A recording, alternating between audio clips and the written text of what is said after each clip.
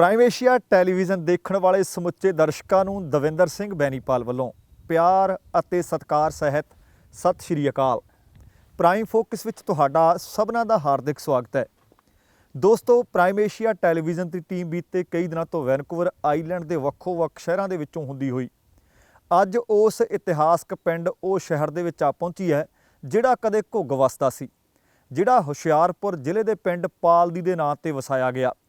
ਘੁੱਗ ਵਸਦਾ ਸ਼ਹਿਰ ਕਿਉਂ ਉਜੜ ਗਿਆ, ਕਿਉਂ ਵੀਰਾਨ ਹੋ ਗਿਆ, ਇਹ ਅੱਜ ਦੇ ਪ੍ਰੋਗਰਾਮ ਦੌਰਾਨ ਤੁਹਾਡੇ ਨਾਲ ਜਾਣਕਾਰੀ ਸਾਂਝੀ ਕੀਤੀ ਜਾਏਗੀ।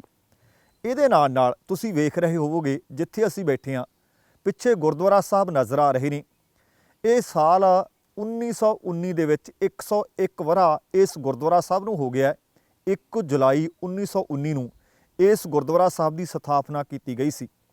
ਪਿੰਡ ਵੀ ਸੀ, ਸ਼ਹਿਰ ਵੀ ਸੀ, ਮਿੱਲਾਂ ਵੀ ਸੀ ਅਤੇ 1950ਵਿਆਂ ਦੇ ਵਿੱਚ ਇੱਥੇ ਲਗਭਗ 1500 ਲੋਕ ਰਹਿੰਦੇ ਸਨ।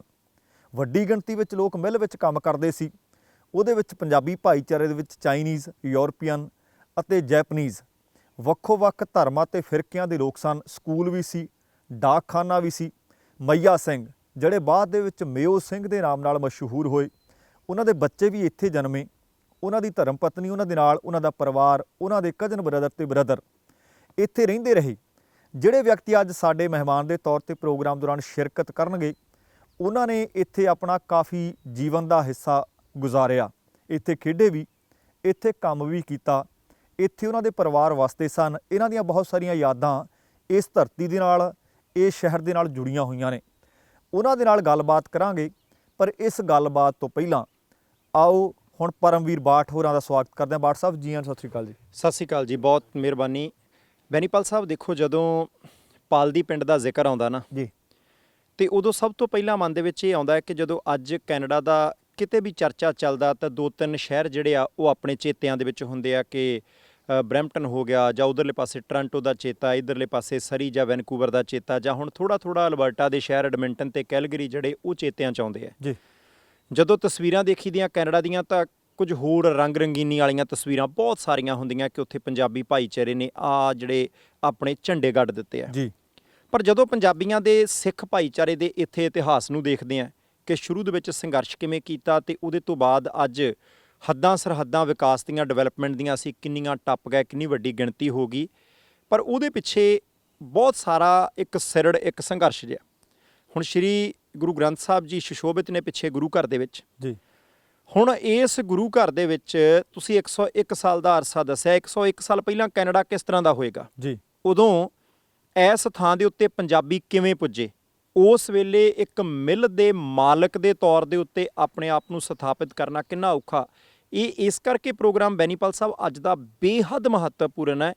ਅੱਜ ਜਦੋਂ ਕੈਨੇਡਾ ਦੇ ਵਿੱਚ ਬਹੁਤ ਸਾਰੇ ਨਵੇਂ ਪੰਜਾਬੀ ਆਉਂਦੇ ਆ ਨਾ ਜੀ, ਤਾਂ ਫਿਰ ਇਹ ਹੁੰਦਾ ਕਿ ਅਸੀਂ ਹੁਣ ਘਰ ਕਿਵੇਂ ਲਵਾਂਗੇ, ਅਸੀਂ ਇੱਥੇ ਆ ਕੇ ਨੌਕਰੀ ਕਿਵੇਂ ਲੱਭਾਂਗੇ, ਅਸੀਂ ਘਰ ਦਾ ਕਿਰਾਇਆ ਕਿਵੇਂ ਦੇਵਾਂਗੇ। ਉਹ ਸਮੱਸਿਆਵਾਂ ਖੜੀਆਂ ਨੇ, ਬਿਲਕੁਲ ਵੱਡੀਆਂ ਨੇ, ਛੋਟੀਆਂ ਨਹੀਂ। ਪਰ ਜੇ ਆਪਾਂ ਉਸ ਸਮੇਂ ਦੀ ਗੱਲ ਕਰੀਏ ਜਦੋਂ ਇੰਟਰਨੈਟ ਵੀ ਕੋਈ ਨਹੀਂ, ਜਦੋਂ ਮੋਬਾਈਲ ਫੋਨ ਵੀ ਕੋਈ ਨਹੀਂ, ਜਦੋਂ ਪੰਜਾਬੀਆਂ ਦਾ ਇੱਥੇ ਨਾਂ ਨਿਸ਼ਾਨ ਵੀ ਕੋਈ ਨਹੀਂ, ਪੰਜਾਬੀ ਬਹੁਤੇ ਵੱਡੇ ਕੰਮਾਂ ਕਾਰਾਂ ਤੇ ਹੈ ਹੀ ਨਹੀਂ ਸੀ। ਅੱਜ ਤਾਂ ਪੰਜਾਬੀ ਇੱਥੇ ਮੰਤਰੀ ਨੇ ਜੀ, ਸੂਬਿਆਂ ਦੇ, ਪ੍ਰੋਵਿੰਸਾਂ ਦੇ ਮੁੱਖ ਮੰਤਰੀ ਰਹਿ ਚੁੱਕੇ ਆ। ਸਾਡਾ ਇੱਕ ਬਹੁਤ ਸਾਰਾ ਬੇਸ, ਇੱਕ ਸਾਡਾ ਢਾਂਚਾ ਜਿਹੜਾ ਉਹ ਮੁੱਢਲਾ ਖੜਾ ਹੋ ਚੁੱਕਿਆ। ਜੇ ਅੱਜ ਜਿਹੜੀ ਧਰਤੀ ਦੇ ਉੱਤੇ ਅਸੀਂ ਇਸ ਵੇਲੇ ਖੜੇ ਹਾਂ ਜਾਂ ਬੈਠੇ ਹਾਂ, ਇੱਥੇ ਪੰਜਾਬੀਆਂ ਨੇ ਬਹੁਤ ਮੁਸ਼ੱਕਤ ਕੀਤੀ, ਮਿਹਨਤ ਕੀਤੀ, ਬੁਲੰਦੀਆਂ ਨੂੰ ਛੂਹਿਆ।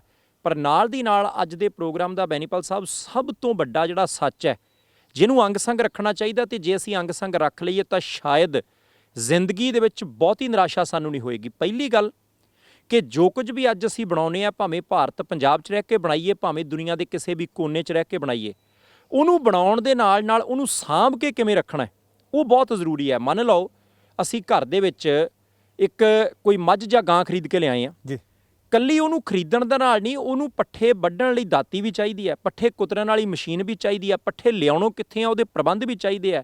ਜੇ ਉਹ ਸਾਰੀ ਚੀਜ਼ ਦੇ ਵਿੱਚ ਉਹਨੂੰ ਬੰਨਣਾ ਕਿੱਥੇ ਆ, ਸਿਆਲ ਨੂੰ, ਗਰਮੀ ਨੂੰ, ਉਹਦੇ ਸਾਰੇ ਪ੍ਰਬੰਧ ਵੀ ਚਾਹੀਦੇ ਆ। ਅਸੀਂ ਤੂੜੀ ਕਿੱਥੋਂ ਲਿਆਉਣੀ ਆ, ਅਸੀਂ ਪਰਾਲੀ ਕਿੱਥੋਂ ਲਿਆਉਣੀ ਆ, ਕਿਉਂਕਿ ਜੇ ਉਹ ਸਾਰੀਆਂ ਚੀਜ਼ਾਂ ਸਾਡੇ ਨਾਲ ਨਹੀਂ ਚੱਲਣਗੀਆਂ ਤਾਂ ਫਿਰ ਕਿਤੇ ਨਾ ਕਿਤੇ ਜਾ ਕੇ ਨਤੀਜੇ ਬਹੁਤੇ ਸਾਡੀਆਂ ਉਮੀਦਾਂ ਦੇ ਮੁਤਾਬਿਕ ਨਹੀਂ ਹੋਣਗੇ।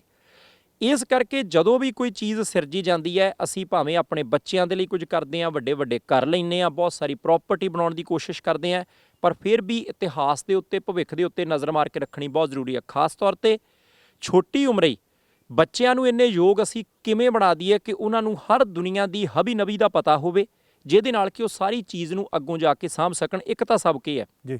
ਦੂਸਰਾ, ਜਿਸ ਥਾਂ ਦੇ ਉੱਤੇ ਅਸੀਂ ਅੱਜ ਬੈਠੇ, ਇੱਥੇ ਕਦੇ ਪੰਜਾਬੀਆਂ ਦਾ ਪੂਰਾ ਪਿੰਡ ਹੁੰਦਾ ਸੀ, ਬਿਲਕੁਲ। ਜਿੱਥੇ ਪੰਜਾਬੀਆਂ ਦੀਆਂ ਲਹਿਰਾਂ ਬਹਿਰਾਂ ਲੱਗੀਆਂ ਹੁੰਦੀਆਂ ਸੀ, ਜਿੱਥੇ ਸੈਂਕੜੇ ਪਰਿਵਾਰ ਹੁੰਦੇ ਸੀ, ਅੱਜ ਉੱਥੇ ਪੰਜਾਬੀਆਂ ਦਾ ਕੋਈ ਪਰਿਵਾਰ ਕਿਉਂ ਨਹੀਂ? ਅੱਜ ਇੱਥੇ ਬੱਚਿਆਂ ਦੀ ਚਹਿਲ ਪਹਿਲ ਕਿਉਂ ਨਹੀਂ? ਇਹ ਆਪਣੇ ਆਪ ਦੇ ਵਿੱਚ ਸਾਨੂੰ ਸਮਝਣਾ ਪਏਗਾ ਕਿ ਠੀਕ ਹੈ, ਸਾਡੀਆਂ ਆਸਾਂ ਉਮੀਦਾਂ ਬਹੁਤ ਹੁੰਦੀਆਂ, ਪਰ ਤਬਦੀਲੀ ਕੁਦਰਤ ਦਾ ਵਰਤਾਰਾ ਹੈ, ਉਹਨੂੰ ਅਸੀਂ ਰੋਕ ਨਹੀਂ ਸਕਦੇ। ਜੇ ਕਦੇ ਤਬਦੀਲੀ ਆਉਂਦੀ ਹੈ ਤਾਂ ਸਾਨੂੰ ਮਾਨਸਿਕ ਤੌਰ ਤੇ ਉਹਦੀ ਤਿਆਰੀ ਵੀ ਰੱਖਣੀ ਚਾਹੀਦੀ ਹੈ। ਬਾਠ ਸਾਹਿਬ, ਇਹਦੇ ਤੋਂ ਪਹਿਲਾਂ ਕਿ ਆਪਾਂ ਮਹਿਮਾਨਾਂ ਦਾ ਤਾਰਫ ਕਰਵਾਈਏ, ਗੱਲਬਾਤ ਕਰੀਏ, ਦਰਅਸਲ ਮਈਆ ਸਿੰਘ ਬਾਅਦ ਦੇ ਵਿੱਚ ਮੇਓ ਸਿੰਘ ਦੇ ਨਾਮ ਨਾਲ ਜਿਹੜੇ ਮਸ਼ਹੂਰ ਹੋਏ ਜੀ, ਉਹਨਾਂ ਨੇ ਇਸ ਪਿੰਡ ਦਾ ਜਦੋਂ ਮੁੱਢ ਬੰਨਿਆ ਨਾ, ਉਹਨਾਂ ਨੇ ਮੇਓ ਹੀ ਨਾਂ ਰੱਖਿਆ ਸੀ। ਅਸਲ ਦੇ ਵਿੱਚ ਯੂਕੋਨ ਦੇ ਵਿੱਚ ਮੇਓ ਨਾਂ ਦਾ ਇੱਕ ਹੋਰ ਸ਼ਹਿਰ ਹੈ। ਉਹਨਾਂ ਵੇਲਿਆਂ ਦੇ ਵਿੱਚ ਤੁਹਾਨੂੰ ਪਤਾ ਹੈ ਕਿ ਟੈਕਨੋਲੋਜੀ ਇੰਨੀ ਐਡਵਾਂਸ ਨਹੀਂ ਸੀ। ਜਦੋਂ ਪੋਸਟ ਆਫਿਸ ਵਾਲਿਆਂ ਨੂੰ ਚਿੱਠੀਆਂ ਵੰਡਣੀਆਂ ਪੈਂਦੀਆਂ ਸੀ ਨਾ, ਉਹਨਾਂ ਨੂੰ ਦਿੱਕਤ ਆਉਂਦੀ ਸੀ ਕਿ ਉਹ ਇੱਥੇ ਭੇਜਣ ਚਿੱਠੀ ਜਾਂ ਯੂਕੋਨ ਦੇ ਮੇਓ ਨੂੰ ਭੇਜਣ ਚਿੱਠੀ। ਫਿਰ ਇਸ ਕਰਕੇ ਮੇਓ ਸਿੰਘ ਹੋਰਾਂ ਨੇ ਆਪਣੇ ਇਸ ਪਿੰਡ ਦਾ ਨਾਮ ਆਪਣੇ ਜੱਦੀ ਪਿੰਡ ਪਾਲਦੀ ਦੇ ਨਾਂ ਤੇ ਰੱਖ ਦਿੱਤਾ ਜੀ। ਸੋ ਇੱਥੇ ਹੌਲੀ ਹੌਲੀ, ਕਿਉਂਕਿ ਉਹ 1906 ਦੇ ਵਿੱਚ ਤੋਂ ਆਈ ਹੈ ਸੈਨ ਫਰਾਂਸਿਸਕੋ, ਉਹ ਤੋਂ ਬਾਅਦ ਤੁਸੀਂ ਦੇਖੋ ਕਿ 1916 ਦੇ ਵਿੱਚ ਉਹ ਇੱਥੇ ਉਹਨਾਂ ਨੇ ਮੁੱਢ ਬੰਨ੍ਹ ਲਿਆ। 1919 ਦੇ ਵਿੱਚ ਗੁਰਦੁਆਰਾ ਸਾਹਿਬ ਬਣਾ ਲਿਆ ਤੇ ਲਗਾਤਾਰ ਇਹ ਇੰਨਾ ਕੁ ਵੱਧਦਾ ਫੁੱਲਦਾ ਫੈਲਦਾ ਚਲਿਆ ਗਿਆ, ਮਿੱਲਾਂ ਲੱਗਦੀਆਂ ਚਲੀਆਂ ਗਈਆਂ। ਕਿੰਨਾ ਕੁ ਗਵਾਸਤਾ ਹੋਊ। ਰੇਲ ਇੱਥੇ ਆਉਂਦੀ ਸੀ, ਏਅਰਪੋਰਟ ਇੱਥੇ ਸੀ, ਸਕੂਲ ਇੱਥੇ ਸੀ, ਪੋਸਟ ਆਫਿਸ ਇੱਥੇ ਸੀ। ਸਿਰਫ ਇਕੱਲਾ ਗੁਰਦੁਆਰਾ ਸਾਹਿਬ ਇੱਥੇ ਨਹੀਂ ਸੀ। ਬੁੱਧ ਧਰਮ ਨੂੰ ਮੰਨਣ ਵਾਲੇ ਜਾਪਾਨੀ ਧਰਮ ਦੇ, ਜਾਪਾਨ ਦੇ ਲੋਕ ਜਿਹੜੇ ਰਹਿੰਦੇ ਸੀ, ਜੈਪਨੀਜ਼ ਸੀ, ਉਹਨਾਂ ਦਾ ਇੱਥੇ ਆਪਣਾ ਹਾਲ ਸੀ, ਇੱਥੇ ਆਪਣਾ ਚਰਚ ਸੀ। ਇਹ ਸਾਰੀਆਂ ਗਤੀਵਿਧੀਆਂ ਇੱਥੇ ਹੁੰਦੀਆਂ ਹੁੰਦੀਆਂ ਹੌਲੀ ਹੌਲੀ ਲੁਪਤ ਕਿਉਂ ਹੋ ਗਈਆਂ? ਅਸੀਂ ਵੀ ਕਹਿੰਦੇ ਹਾਂ ਕਿ ਆਪਣੇ ਬੱਚਿਆਂ ਦੇ ਉੱਤੇ ਵਜ਼ਨ ਪਾ ਕੇ ਉਹਨਾਂ ਨੂੰ ਜ਼ਿੰਮੇਵਾਰੀਆਂ ਦਾ ਅਹਿਸਾਸ ਸਮੇਂ ਸਿਰ ਕਰਵਾਉਣਾ ਚਾਹੀਦਾ, ਕਿਉਂਕਿ ਅੱਜ ਆ ਧਰਤੀ, ਆ ਥਾਂ ਇਸ ਗੱਲ ਦੀ ਗਵਾਹੀ ਭਰ ਰਿਹਾ ਹੈ ਕਿ ਬਹੁਤ ਵੱਡਾ ਖੜਾ ਕੀਤਾ ਅੰਪਾਇਰ ਖੁੱਸ ਕਿਉਂ ਗਿਆ। ਬਹੁਤ ਵੱਡਾ ਸਵਾਲ ਹੈ। ਅਸੀਂ ਇਹ ਗੱਲਾਂ ਬਾਤਾਂ ਕਰਾਂਗੇ। ਹੁਣ ਮੇਰੇ ਨਾਲ ਇਸ ਵਕਤ ਨਿਰਮਲ ਸਿੰਘ ਪਰਮਾਰ ਅਤੇ ਇਹਨਾਂ ਦੇ ਨਾਲ ਸਰਵਣ ਸਿੰਘ ਪਰਮਾਰ ਅਤੇ ਸੰਤੋਖ ਸਿੰਘ ਜਿਹੜੇ ਮੁੱਖ ਸੇਵਾਦਾਰ ਨੇ ਗੁਰਦੁਆਰਾ ਸਾਹਿਬ ਦੇ, ਉਹ ਨੇ। ਇੱਕ ਪਾਸੇ ਸ਼ੁਰੂਆਤ ਕਰ ਲੈਂਦੇ ਹਾਂ ਜੀ। ਸਭ ਤੋਂ ਪਹਿਲਾਂ ਗਿਆਨੀ ਜੀ ਵੱਲ ਚੱਲੋ ਜੀ। ਜੀ ਗਿਆਨੀ ਜੀ, ਵਾਹਿਗੁਰੂ ਖਾਲਸਾ ਵੇ ਫਤਿਹ ਜੀ। ਵਾਹਿਗੁਰੂ ਜੀ ਕਾ ਖਾਲਸਾ, ਵਾਹਿਗੁਰੂ ਜੀ ਕੀ ਫਤਿਹ। ਗਿਆਨੀ, ਸਭ ਤੋਂ ਪਹਿਲਾਂ ਮੈਨੂੰ ਇਹ ਦੱਸੋ ਕਿ ਇਸ ਗੁਰੂ ਘਰ ਦੇ ਵਿੱਚ ਸੇਵਾ ਕਰਦਿਆਂ ਕਿੰਨਾ ਕੁ ਸਮਾਂ ਹੋ ਗਿਆ ਜੀ ਤੁਹਾਨੂੰ? ਮੇਰਾ ਨਾਮ ਗਿਆਨੀ ਸੰਤੋਖ ਸਿੰਘ ਹੈ। ਮੈਂ ਤਕਰੀਬਨ 1992 ਦੇ ਵਿੱਚ ਇੱਥੇ ਪਹਿਲਾਂ ਆਇਆ ਸੀਗਾ ਜੀ। ਫਿਰ 13 ਸਾਲ ਮੈਂ ਤਕਰੀਬਨ ਇੱਥੇ ਰਿਹਾ। 2005 ਦੇ ਵਿੱਚ ਫਿਰ ਮੈਂ ਇੱਥੋਂ ਛੱਡ ਕੇ 13 ਸਾਲ ਬਾਅਦ ਇੰਡੀਆ ਚਲੇ ਗਿਆ ਸੀਗਾ ਜੀ। ਉਸ ਤੋਂ ਉਪਰੰਤ ਫਿਰ 5 ਸਾਲ ਬਾਅਦ ਅਸੀਂ ਇੱਥੇ ਪੱਕੇ ਆਏ ਹਾਂ ਡੰਕਨ, ਅਤੇ ਉਸ ਤੋਂ ਬਾਅਦ ਹੁਣ 4 ਸਾਲ ਫਿਰ ਮੈਨੂੰ ਹੋ ਗਏ ਹਨ ਇਸ ਗੁਰਦੁਆਰਾ ਸਾਹਿਬ ਦੀ ਸੇਵਾ ਕਰਦੇ ਹਾਂ। ਗਿਆਨੀ ਜੀ, ਮੈਂ ਜਿੰਨਾ ਕੁ ਪੜ੍ਹਿਆ, ਪਾਲਦੀ ਬਾਰੇ ਖੋਜ ਕੀਤੀ ਹੈ, ਉਹਦੇ 'ਚ ਇਹੀ ਸੀ ਕਿ ਸਾਲ 2005 ਦੇ ਵਿੱਚ ਇੱਥੇ ਆਖਰੀ ਸਾਰਾ ਕੁਝ ਬੰਦ ਹੋਇਆ। 2005 ਦੇ ਵਿੱਚ ਤੁਸੀਂ ਕਿਹਾ ਕਿ ਇੱਥੇ ਸੀ। ਮੈਂ 2005 ਦੇ ਵਿੱਚ ਜਨਵਰੀ ਦੇ ਵਿੱਚ ਮੈਂ ਉਦੋਂ ਘਰ ਸੀਗੇ ਜੀ ਇੱਥੇ? ਉਦੋਂ ਘਰ ਸੀਗੇ 15-16 ਘਰ। 15-16? ਹਾਂਜੀ, ਉਹਦੇ ਵਿੱਚ ਗੋਰੇ ਰਹਿੰਦੇ ਸੀਗੇ ਰੈਂਟ ਤੇ। ਅੱਛਾ ਜੀ। ਤੇ ਉਹਨਾਂ ਦੀ ਆਪਣੀ ਪ੍ਰਾਪਰਟੀ ਸੀ। ਉਹਨਾਂ ਦੇ ਸਨ ਇਨ ਲਾ ਸਰਦਾਰ ਕਰਨੈਲ ਸਿੰਘ ਜੀ, ਮੇਓ ਸਿੰਘ ਹੋਰਾਂ ਦੇ? ਮੈਂ ਸਿੰਘ ਹੋਣਾ ਦੇ। ਅੱਛਾ ਜੀ। ਹਾਂਜੀ, ਉਸ ਵੇਲੇ ਘਰ ਸੀਗੇ 15-16। ਅੱਛਾ, ਹੌਲੀ ਹੌਲੀ ਸਾਰੇ ਚਲੇ ਗਏ? ਮੇਰੇ ਤੋਂ ਬਾਅਦ ਫਿਰ 2-3 ਸਾਲ ਬਾਅਦ ਸਾਰੇ ਘਰ ਢਾਹ ਦਿੱਤੇ ਨਵੀਂ ਡਿਵੈਲਪਮੈਂਟ ਵਾਸਤੇ। ਉਹ ਮੈਂ ਅਸੀਂ ਫੱਟਾ ਲੱਗਿਆ ਦੇਖਿਆ ਕਿ ਨਵੀਂ ਡਿਵੈਲਪਮੈਂਟ ਹੋਣੀ ਆ। ਹੁਣ ਮੈਨੂੰ ਇਹ ਦੱਸਿਓ ਕਿ ਇੱਥੇ ਜਿਸ ਗੁਰਦੁਆਰਾ ਸਾਹਿਬ ਦੇ ਵਿੱਚ ਤੁਸੀਂ ਸੇਵਾਵਾਂ ਦਿੰਦੇ ਹੋ, ਇੱਥੇ ਸੰਗਤ ਆਉਂਦੀ ਰਹਿੰਦੀ ਹੈ ਜੀ? ਕਿੰਨੀ ਕੁ ਸੰਗਤ ਆਉਂਦੀ ਹੈ? ਕਿਹੜੇ ਦਿਨਾਂ 'ਚ ਆਉਂਦੀ ਹੈ ਜੀ ਸੰਗਤ? ਇੱਥੇ ਆ ਹੁਣ ਜੋ ਕੋਵਿਡ-19 ਹੈ ਇਹਦੇ ਕਰਕੇ ਬਹੁਤ ਘਟ ਗਈ ਆ, ਪਰ ਪਿਛਲੇ ਸਾਲਾਂ ਦੇ ਵਿੱਚ ਸੰਗਤ ਜਦ ਦਾ ਮੈਂ ਹੁਣ ਆਇਆ 4 ਸਾਲ ਹੋ ਗਏ ਹਨ, ਤੇ ਇਹਨਾਂ ਦਿਨਾਂ ਦੇ ਵਿੱਚ ਆ 4-5 ਮਹੀਨੇ ਤਕਰੀਬਨ ਸੰਗਤ ਰੋਜ਼ਾਨਾ ਹੀ। ਅੱਛਾ ਜੀ। ਤਕਰੀਬਨ ਕਈ ਵਾਰ 5-6 ਫੈਮਲੀਆਂ ਆ ਜਾਂਦੀਆਂ, 1-2 ਤਾਂ ਆਉਂਦੀਆਂ ਹੀ ਰਹਿੰਦੀਆਂ ਰੋਜ਼ਾਨਾ। ਅੱਛਾ ਜੀ। ਰੋਜ਼ਾਨਾ।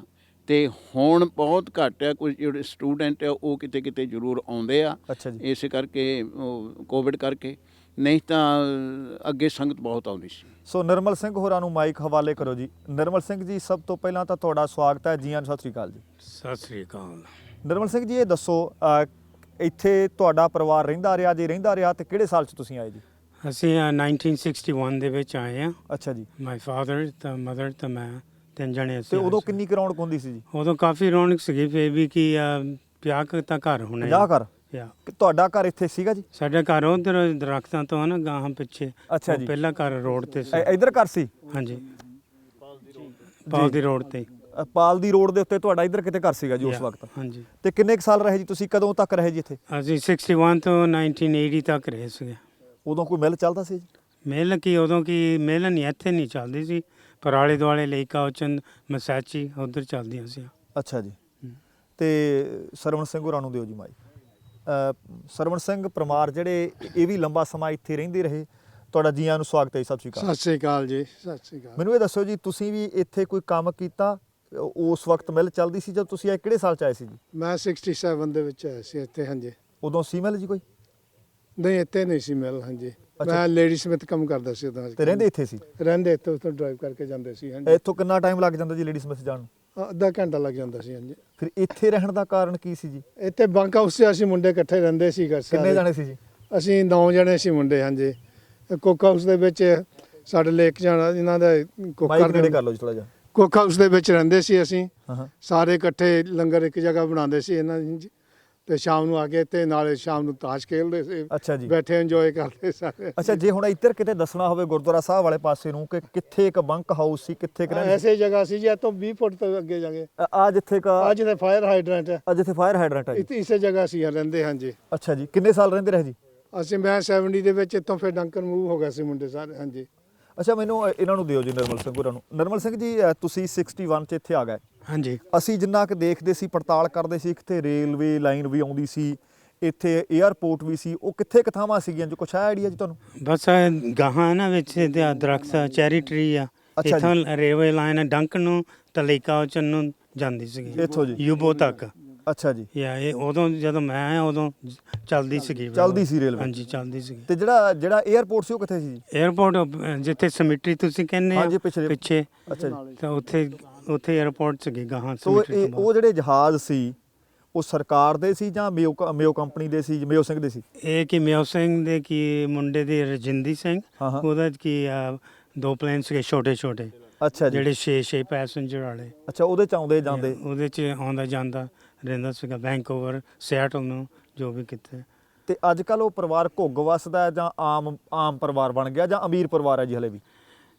ਮੈਂ ਕਹਿੰਦਾ ਜਿੱਦਾਂ ਕਿ ਆਪਣੇ ਆਪਣੇ ਕੰਮਾਂ 'ਚ ਪੈ ਗਏ ਆ ਕਿ ਮੈਂ ਉਹਦੇ ਪੋਤੇ 2 ਜਣੇ ਤਾਂ ਇਲੈਕਟ੍ਰੀਸ਼ੀਅਨ ਆ, ਅੱਛਾ ਜੀ। ਇੱਕ ਬਿਜ਼ਨਸਮੈਨ ਆ, ਉਹ ਵੀ ਹਲੇ ਲੰਬਰ ਇੰਡਸਟਰੀ 'ਚ ਉਹਦਾ ਹੈਗਾ ਆ ਕਿ ਅੱਛਾ ਜੀ। ਹੱਥ। ਤਾਂ ਮੋਸਟਲੀ ਤਾਂ ਹੁਣ ਜਿੱਦਾਂ ਆਮ ਹੀ ਆਮ ਹੀ ਚਲੋ ਪਰਿਵਾਰ ਕਹਿ ਹੋ ਗਿਆ। ਲਓ, ਜੇ ਤਾਂ ਤੁਸੀਂ ਕਹੋ ਭਈ ਕੋਈ ਅਮੀਰ ਘਰਾਣਾ ਨਹੀਂ ਰਿਹਾ? ਅਮੀਰ ਨਾ ਆਪਣੇ ਆਪ ਨੂੰ ਕਹਾਉਂਦੇ ਆ ਅਮੀਰ, ਅੱਛਾ ਜੀ। ਪਰ ਆਮ ਘਰ ਪਰ ਉਹੀ ਵੈਲਿਊਜ਼ ਜਿਹੜੇ ਸਾਡੇ ਪੁਰਾਣੇ ਵੈਲਿਊਜ਼ ਹੁੰਦੇ ਸੀਗੇ ਨਾ, ਹਾਂ। ਪਿਆਰ, ਜੋ ਵੀ ਕੁਛ ਸਾਰਿਆਂ ਨਾਲ ਮਿਲਣ ਵਰਤਣਾ ਐ ਖੁਸ਼ੀ ਨਾਲ, ਉਹ ਇਹਨਾਂ ਕੋਲ ਹੈਗੇ ਆ। ਇਹ 'ਚ ਅਮੀਰ ਹੀ ਬਹੁਤ ਆ। ਨਿਰਮਲ ਸਿੰਘ ਜੀ, ਇੱਕ ਹੋਰ ਦੱਸੋ। ਸਾਰਾ ਪਿੰਡ ਉਜੜ ਗਿਆ, ਇੱਕ ਇੱਕ ਕਰਕੇ ਆ ਦੇਖਿਆ, ਫਾਇਰ ਹਾਈਡਰੈਂਟ ਸਿਰਫ ਨਿਸ਼ਾਨੀਆਂ ਰਹਿ ਗਈਆਂ ਨੇ। ਗੁਰਦੁਆਰਾ ਸਾਹਿਬ ਹਲੇ ਵੀ ਹੈ। ਗੁਰਦੁਆਰਾ ਸਾਹਿਬ ਕਿਵੇਂ ਚੱਲਦਾ ਹੈ ਤੇ ਤੁਸੀਂ ਕੋਈ ਪ੍ਰਬੰਧਕੀ ਕਮੇਟੀ ਦੇ ਵਿੱਚ ਕੋਈ ਸੇਵਾਵਾਂ ਦਿੰਦੇ ਹੋ ਜੀ? ਗੁਰਦੁਆਰਾ ਕੀ ਇਹ ਤਾਂ ਕਿ ਆਪਣੀ ਸੰਗਤ ਕਾਉਚਮ ਵੈਲੀ ਤੇ ਇਹਨਾਂ ਦੇ ਥਰੂ ਚੱਲਦਾ, ਇਹਨਾਂ ਦੇ ਦਾਨ ਜਿਹੜੇ ਵੀ ਹੈਗੇ, ਪਿਆਰ ਆ ਜਿਹੜਾ, ਤਾਂ ਜਿਹੜਾ ਕਿ ਸ਼ਰਧਾ ਵੀ ਆ, ਤਾਂ ਪੁਰਾਣੇ ਬਜ਼ੁਰਗਾਂ ਦੀ ਜਿਹੜੀ ਮੈਮਰੀ ਇੱਥੇ ਆ, ਉਸ ਕਰਕੇ ਕਿ ਆਪਣੇ ਕਾਉਚਮ ਵੈਲੀ ਦੀ ਸੰਗਤ ਆਉਂਦੀ ਆ, ਤਾਂ ਉਹਨਾਂ ਨਾਲ ਚੱਲਦਾ ਆ। ਦਾਨੀ ਵੀ ਬਹੁਤ ਆ, ਤਾਂ ਉਹਨਾਂ ਦੇ ਸਿਰ ਤੇ ਗੁਰਦੁਆਰਾ ਚੱਲਦਾ। ਬਾਠ ਸਾਹਿਬ ਨੂੰ ਮਾਈਕ ਫੜਾ ਦਿਓ ਜੀ। ਬਾਠ ਸਾਹਿਬ, ਦੇਖੋ ਆਪਣੇ ਆਪ ਦੇ ਵਿੱਚ ਹੈਰਾਨੀ ਦੀ ਗੱਲ ਹੈ ਕਿ ਪਿੰਡ ਭਾਵੇਂ ਉਜੜ ਗਿਆ ਪਰ ਗੁਰਦੁਆਰਾ ਸਾਹਿਬ ਜਿਉਂਦਾ ਤਿਉਂ ਹੈ ਤੇ ਲੋਕ ਹਾਲੇ ਵੀ ਇਸ ਨੂੰ ਦੇਖਣ ਵਾਸਤੇ ਦੂਰੋਂ ਦੂਰੋਂ ਆਉਂਦੇ ਆ। ਬਿਲਕੁਲ ਬੈਨੀਪਾਲ ਸਾਹਿਬ, ਦੇਖੋ ਸਾਡੇ ਜਿਹੜੇ ਪ੍ਰਾਈਮ ਏਸ਼ੀਆ ਟੀਵੀ ਦੇ ਦਰਸ਼ਕਾਂ ਦੇ ਪਰਿਵਾਰ ਦੇ ਮੈਂਬਰ ਨੇ ਸਾਰੇ, ਉਹਨਾਂ ਦੇ ਲਈ ਇਹ ਇੱਕ ਬਹੁਤ ਵੱਡਾ ਇੱਕ ਤਰ੍ਹਾਂ ਦੇ ਨਾਲ ਸਬਕ ਵੀ ਆ, ਇੱਕ ਸਾਡੀ ਹਿਸਟਰੀ, ਇੱਕ ਇਤਿਹਾਸ ਹੈ। ਕਿਉਂਕਿ ਜਿਹੜੀ ਥਾਂ ਦੇ ਉੱਤੇ ਅਸੀਂ ਇਸ ਵੇਲੇ ਬੈਠੇ ਹਾਂ, ਇੱਥੇ ਹੁਣ ਪੰਜਾਬੀਆਂ ਦਾ ਕੋਈ ਪਰਿਵਾਰ ਵੈਸੇ ਨਹੀਂ, ਪੰਜਾਬੀ ਬੋਲਦਾ ਨਹੀਂ, ਸਿਰਫ ਬਾਬਾ ਜੀ ਗੁਰੂ ਘਰ ਦੇ ਵਿੱਚ ਸੇਵਾ ਕਰਦੇ ਆ। ਪਰ ਕਦੇ ਇਹ ਥਾਂ ਘੁੱਗ ਵਸਦੀ ਸੀ, 100 ਜਾਂ 105 10 ਸਾਲ ਪਹਿਲਾਂ ਤੱਕ ਇੱਥੇ ਪੂਰੀਆਂ ਰੌਣਕਾਂ ਸੀ। ਹੁਣ ਬੈਨੀਪਾਲ ਸਾਹਿਬ, ਇੱਕ ਇੱਥੇ ਸਵਾਲ ਸਭ ਤੋਂ ਵੱਡਾ ਪੈਦਾ ਹੁੰਦਾ ਕਿਉਂਕਿ ਆਮ ਨਿਰਮਲ ਸਿੰਘ ਜੀ, ਇਹ ਕਿਹਾ ਜਾਂਦਾ ਕਿ ਮੋਹ ਸਿੰਘ ਹੋਰਾਂ ਤੋਂ ਬਾਅਦ ਉਹਨਾਂ ਦਾ ਪਰਿਵਾਰ ਕੰਮ ਕਰ ਨਹੀਂ ਸਾਂਭ ਸਕਿਆ। ਇੱਕ ਵਿਅਕਤੀ ਪੰਜਾਬ ਤੋਂ ਆਉਂਦਾ, ਉਹ ਵੀ $10 ਲੈ ਕੇ ਆਇਆ ਹੋਊਗਾ ਮੈਨੂੰ ਲੱਗਦਾ ਨਾ, ਕਿ ਜਿਵੇਂ ਬਾਕੀ ਸਾਰੇ ਅੱਜ ਵੀ ਲੈ ਕੇ ਆਉਂਦੇ। 10 ਵੀ ਨਾ ਹੋਣ ਜੀ।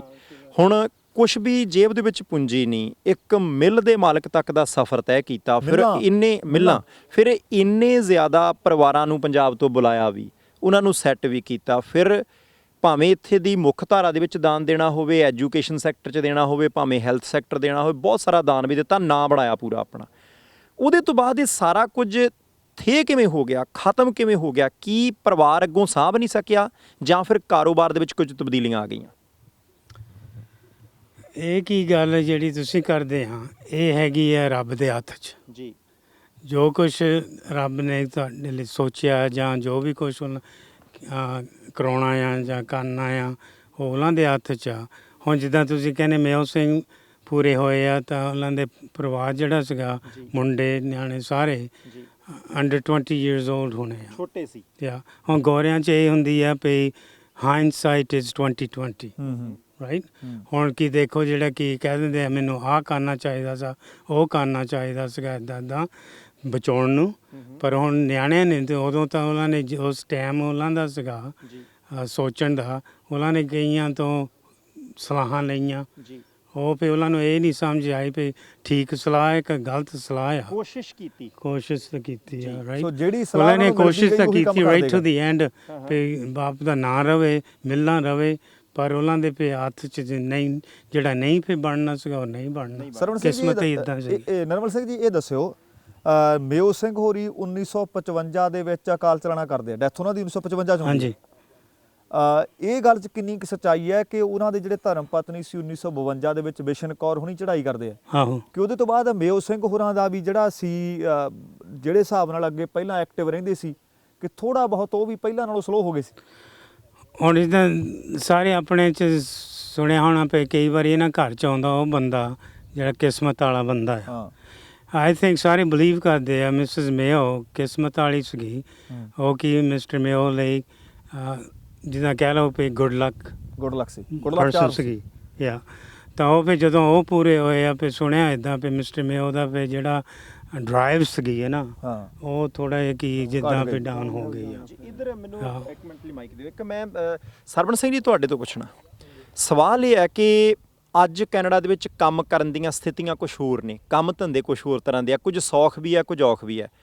ਤੁਸੀਂ ਇਕੱਲੇ ਆਏ ਸੀ, ਹਾਂਜੀ ਮੁੰਡੇ ਹਾਂਜੀ। ਹੁਣ ਜਦੋਂ ਇਕੱਲੇ ਆਏ ਸੀ ਇੱਥੇ ਕੰਮ ਕਰਦੇ ਸੀ, ਕਿੰਨਾ ਕੁ ਔਖਾ ਕੰਮ ਸੀ, ਕਿੰਨਾ ਕੁ ਸੌਖਾ ਸੀ, ਕਿੰਨਾ ਕੁ ਭਾਰਾ ਸੀ, ਰਹਿਣ ਦੀਆਂ ਸਥਿਤੀਆਂ ਕੀ ਸੀ, ਤਾਂ ਜੋ ਅੱਜ ਦੇ ਨੌਜਵਾਨ ਵਰਗ ਨੂੰ ਪਤਾ ਜ਼ਰੂਰ ਲੱਗੇ ਕਿ 1960 ਤੋਂ 70 ਦੇ ਵਿਚਾਲੇ ਸਥਿਤੀ ਕੀ ਸੀ ਤਾਂ 2020 'ਚ ਕੀ ਹੈ?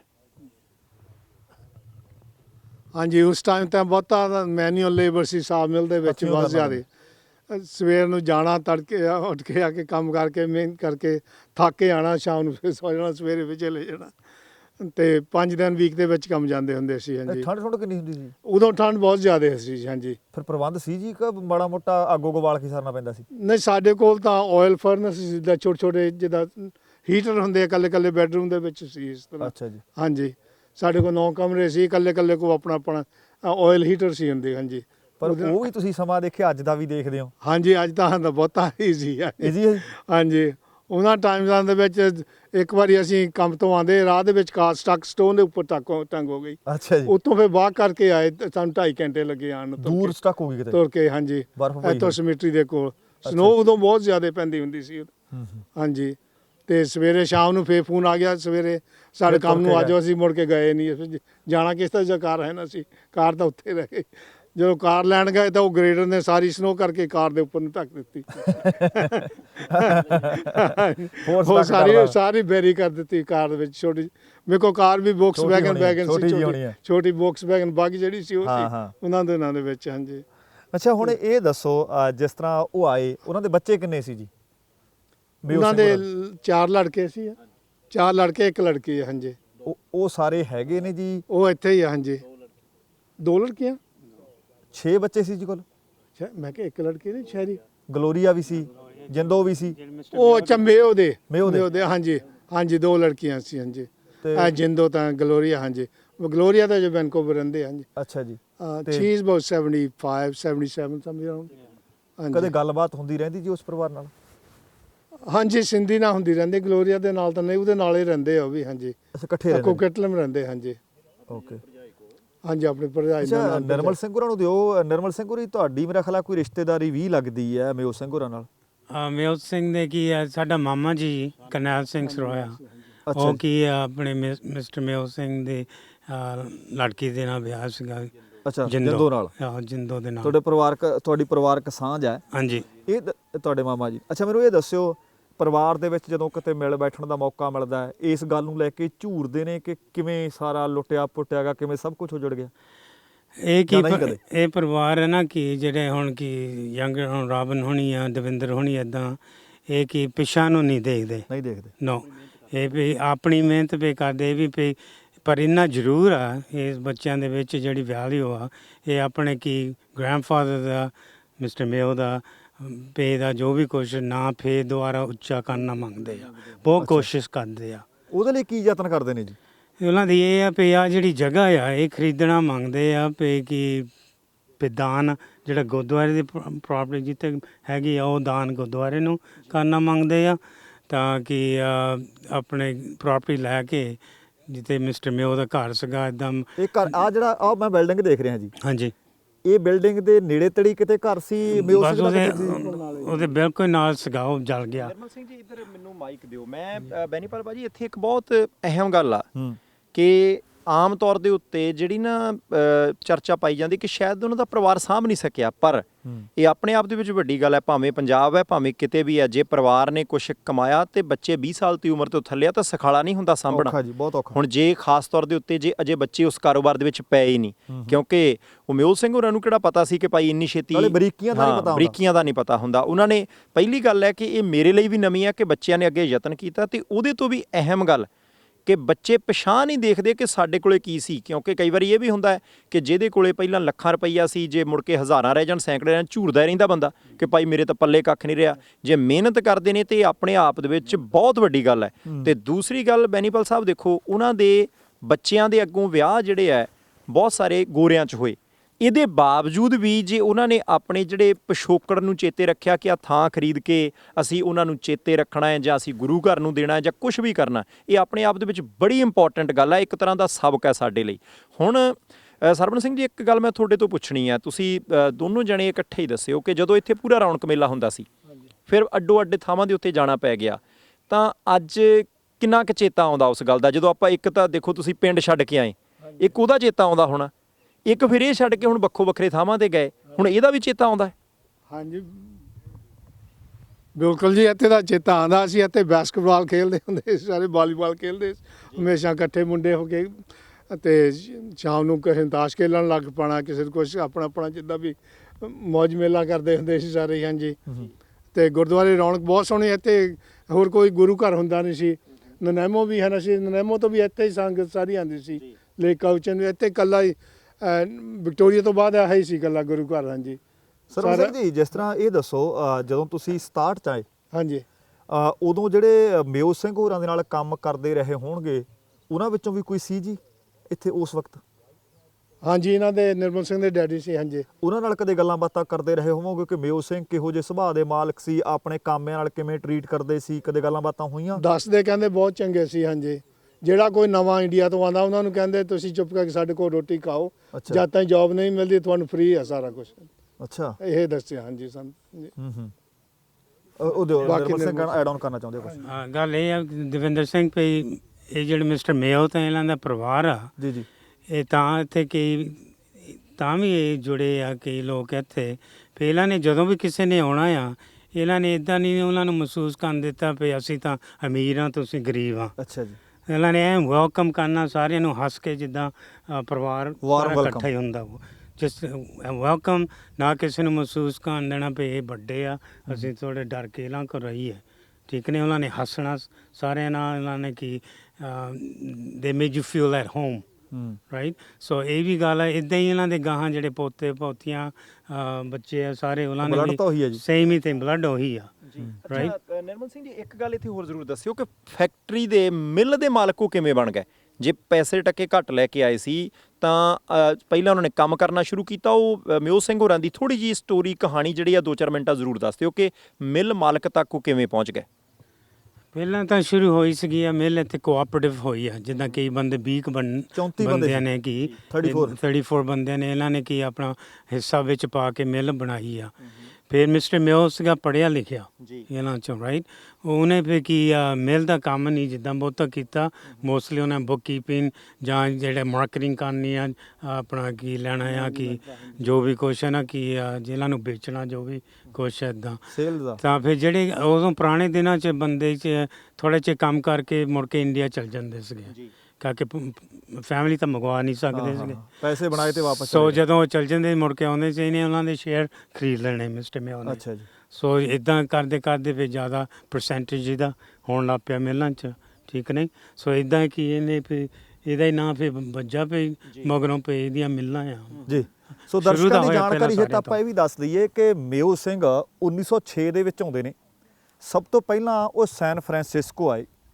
ਸੈਨ ਫਰਾਂਸਿਸਕੋ ਆਉਣ ਤੋਂ ਬਾਅਦ ਥੋੜੀ ਦੇਰ ਉਹਨਾਂ ਨੇ ਰੇਲਵੇ 'ਚ ਕੰਮ ਕੀਤਾ। ਥੋੜੀ ਦੇਰ ਉਹਨਾਂ ਨੇ ਜਿਹੜੀ ਹਿਸਟਰੀ ਮਿਲਦੀ ਹੈ ਕਿ ਖੇਤਾਂ ਦੇ ਵਿੱਚ ਵੀ ਕੰਮ ਕੀਤਾ, ਪਰ ਉਹਨਾਂ ਦੇ ਜਿਹੜੇ ਵੱਡੇ ਭਰਾ ਸੀ ਕਨਈਆ ਸਿੰਘ, ਉਹ ਚਿਲਾਵੈਕ ਦੇ ਨੇੜੇ ਇੱਕ ਥਾਂ ਪੈਂਦੀ ਹੈ ਜੀ, ਉੱਥੇ ਕੰਮ ਕਰਦੇ ਸੀ। ਉਸ ਥਾਂ ਦਾ ਨਾਂ ਹੈ ਰੋਜ਼ਡੇਲ। ਰੋਜ਼ਡੇਲ ਮਿਲ ਦੇ ਵਿੱਚ ਜਦੋਂ ਕੰਮ ਕਰਨ ਲੱਗੇ ਤੇ ਦੋਵੇਂ WhatsApp ਉਹ ਮਿਲ ਦੇ ਵਿੱਚ ਕੰਮ ਕਰਦੇ ਗਏ। WhatsApp ਨੂੰ ਮਾਈਕ ਦੇ ਦਿਓ ਜੀ। ਤਾਂ ਮਿਲ ਦੇ ਵਿੱਚ ਕੰਮ ਕਰਨ ਤੋਂ ਬਾਅਦ ਲਗਭਗ 9 ਸਾਲ ਉਹਨਾਂ ਨੇ ਕੰਮ ਕੀਤਾ। ਜਿਸ ਤਰ੍ਹਾਂ ਨਿਰਮਲ ਸਿੰਘ ਹੋਰਾਂ ਨੇ ਦੱਸਿਆ ਕਿ 34 ਬੰਦੇ ਸੀ ਸ਼ੁਰੂਆਤੀ ਦੌਰ ਦੇ ਵਿੱਚ। 34 ਨੇ ਥੋੜ੍ਹੇ ਥੋੜ੍ਹੇ ਪੈਸੇ ਇਕੱਠੇ ਕਰਕੇ, ਜਾਪਾਨੀਆਂ ਦੀ ਮਿਲ ਸੀ, ਉਹਨਾਂ ਦੇ ਨਾਲ ਸ਼ੇਅਰ ਪਾ ਕੇ ਇੱਥੇ ਇੱਕ ਮਿਲ ਲਈ। ਇਹ ਪਿੱਛੇ ਜਿੱਥੋਂ ਆਪਾਂ ਨੂੰ ਟਰੀ ਵੱਡੇ ਵੱਡੇ ਨਜ਼ਰ ਆ ਰਹੇ ਨੇ, ਇਸ ਟਰੀ ਦੇ ਨੇੜੇ ਇੱਕ ਕ੍ਰੀਕ ਸੀ। ਉਹਨਾਂ ਨੇ ਦੇਖਿਆ ਕਿ ਇੱਥੇ ਬੈਸਟ ਪਲੇਸ ਹੈ ਜਿੱਥੇ ਆਪਾਂ ਮਿਲ ਲਾ ਸਕਦੇ ਹਾਂ, ਜਿੱਥੇ ਗਰੋ ਹੋ ਸਕਦੇ, ਕਿਉਂਕਿ ਪਾਣੀ ਦੇ ਵਿੱਚ ਲੋਗਾਂ ਲਿਆਉਣੀਆਂ ਸਿਖਾਲੀਆਂ ਰਹਿਣਗੀਆਂ। 1906 ਤੋਂ ਆ ਕੇ ਤੁਸੀਂ ਦੇਖੋ ਕਿ 1916 ਦੇ ਵਿੱਚ 10 ਸਾਲਾਂ ਦੇ ਵਿੱਚ ਉਹਨਾਂ ਨੇ ਕਾਰਪੋਰੇਸ਼ਨ ਬਣਾ ਕੇ ਮਿਲ ਖਰੀਦ ਲਈ। 1919 ਦੇ ਵਿੱਚ 3 ਸਾਲਾਂ ਬਾਅਦ ਇਹ ਗੁਰਦੁਆਰਾ ਸਾਹਿਬ ਬਣ ਜਾਂਦਾ ਹੈ। ਤੇ ਇੱਥੇ ਕਈ ਚੀਜ਼ਾਂ ਅਹਿਮ ਨੇ ਕਿ ਜਿਹੜੇ ਜਾਪਾਨੀ ਲੋਕ ਰਹਿੰਦੇ ਸੀ ਇੱਥੇ, ਜਾਪਾਨੀ ਯੂਰਪੀਅਨ ਕਾਫੀ ਲੋਕ ਸੀ ਜੀ।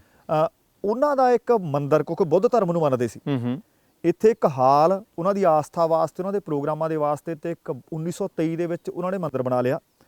ਤੇ 1 ਜੂਨ 1936 ਨੂੰ, ਕਿਉਂਕਿ ਚਿੱਠੀਆਂ ਵੀ ਆਉਂਦੀਆਂ ਸੀ, ਲਗਭਗ ਉਹਨਾਂ ਵੇਲਿਆਂ ਦੇ ਵਿੱਚ 1200-1300 ਬੰਦਾ ਇੱਥੇ ਰਹਿਣ ਲੱਗ ਪਿਆ ਸੀ। ਮਿਲ ਦੇ ਵਿੱਚ ਬਹੁਤ ਲੋਕ ਕੰਮ ਕਰਦੇ ਸੀ ਜੀ। ਉਹਨਾਂ ਦੇ ਚਿੱਠੀਆਂ ਵੀ ਆਉਣੀਆਂ, ਮਿਲ ਦੇ ਕੰਮ ਦੀਆਂ ਚਿੱਠੀਆਂ ਵੀ ਆਉਣੀਆਂ, ਕਿਉਂਕਿ ਉਦੋਂ ਮੇਰਾ ਖਿਆਲ ਟੈਲੀਫੋਨ ਵਾਲਾ ਤਾਂ ਕੰਮ ਬਹੁਤ ਦੂਰ ਦੀ ਗੱਲ ਆ।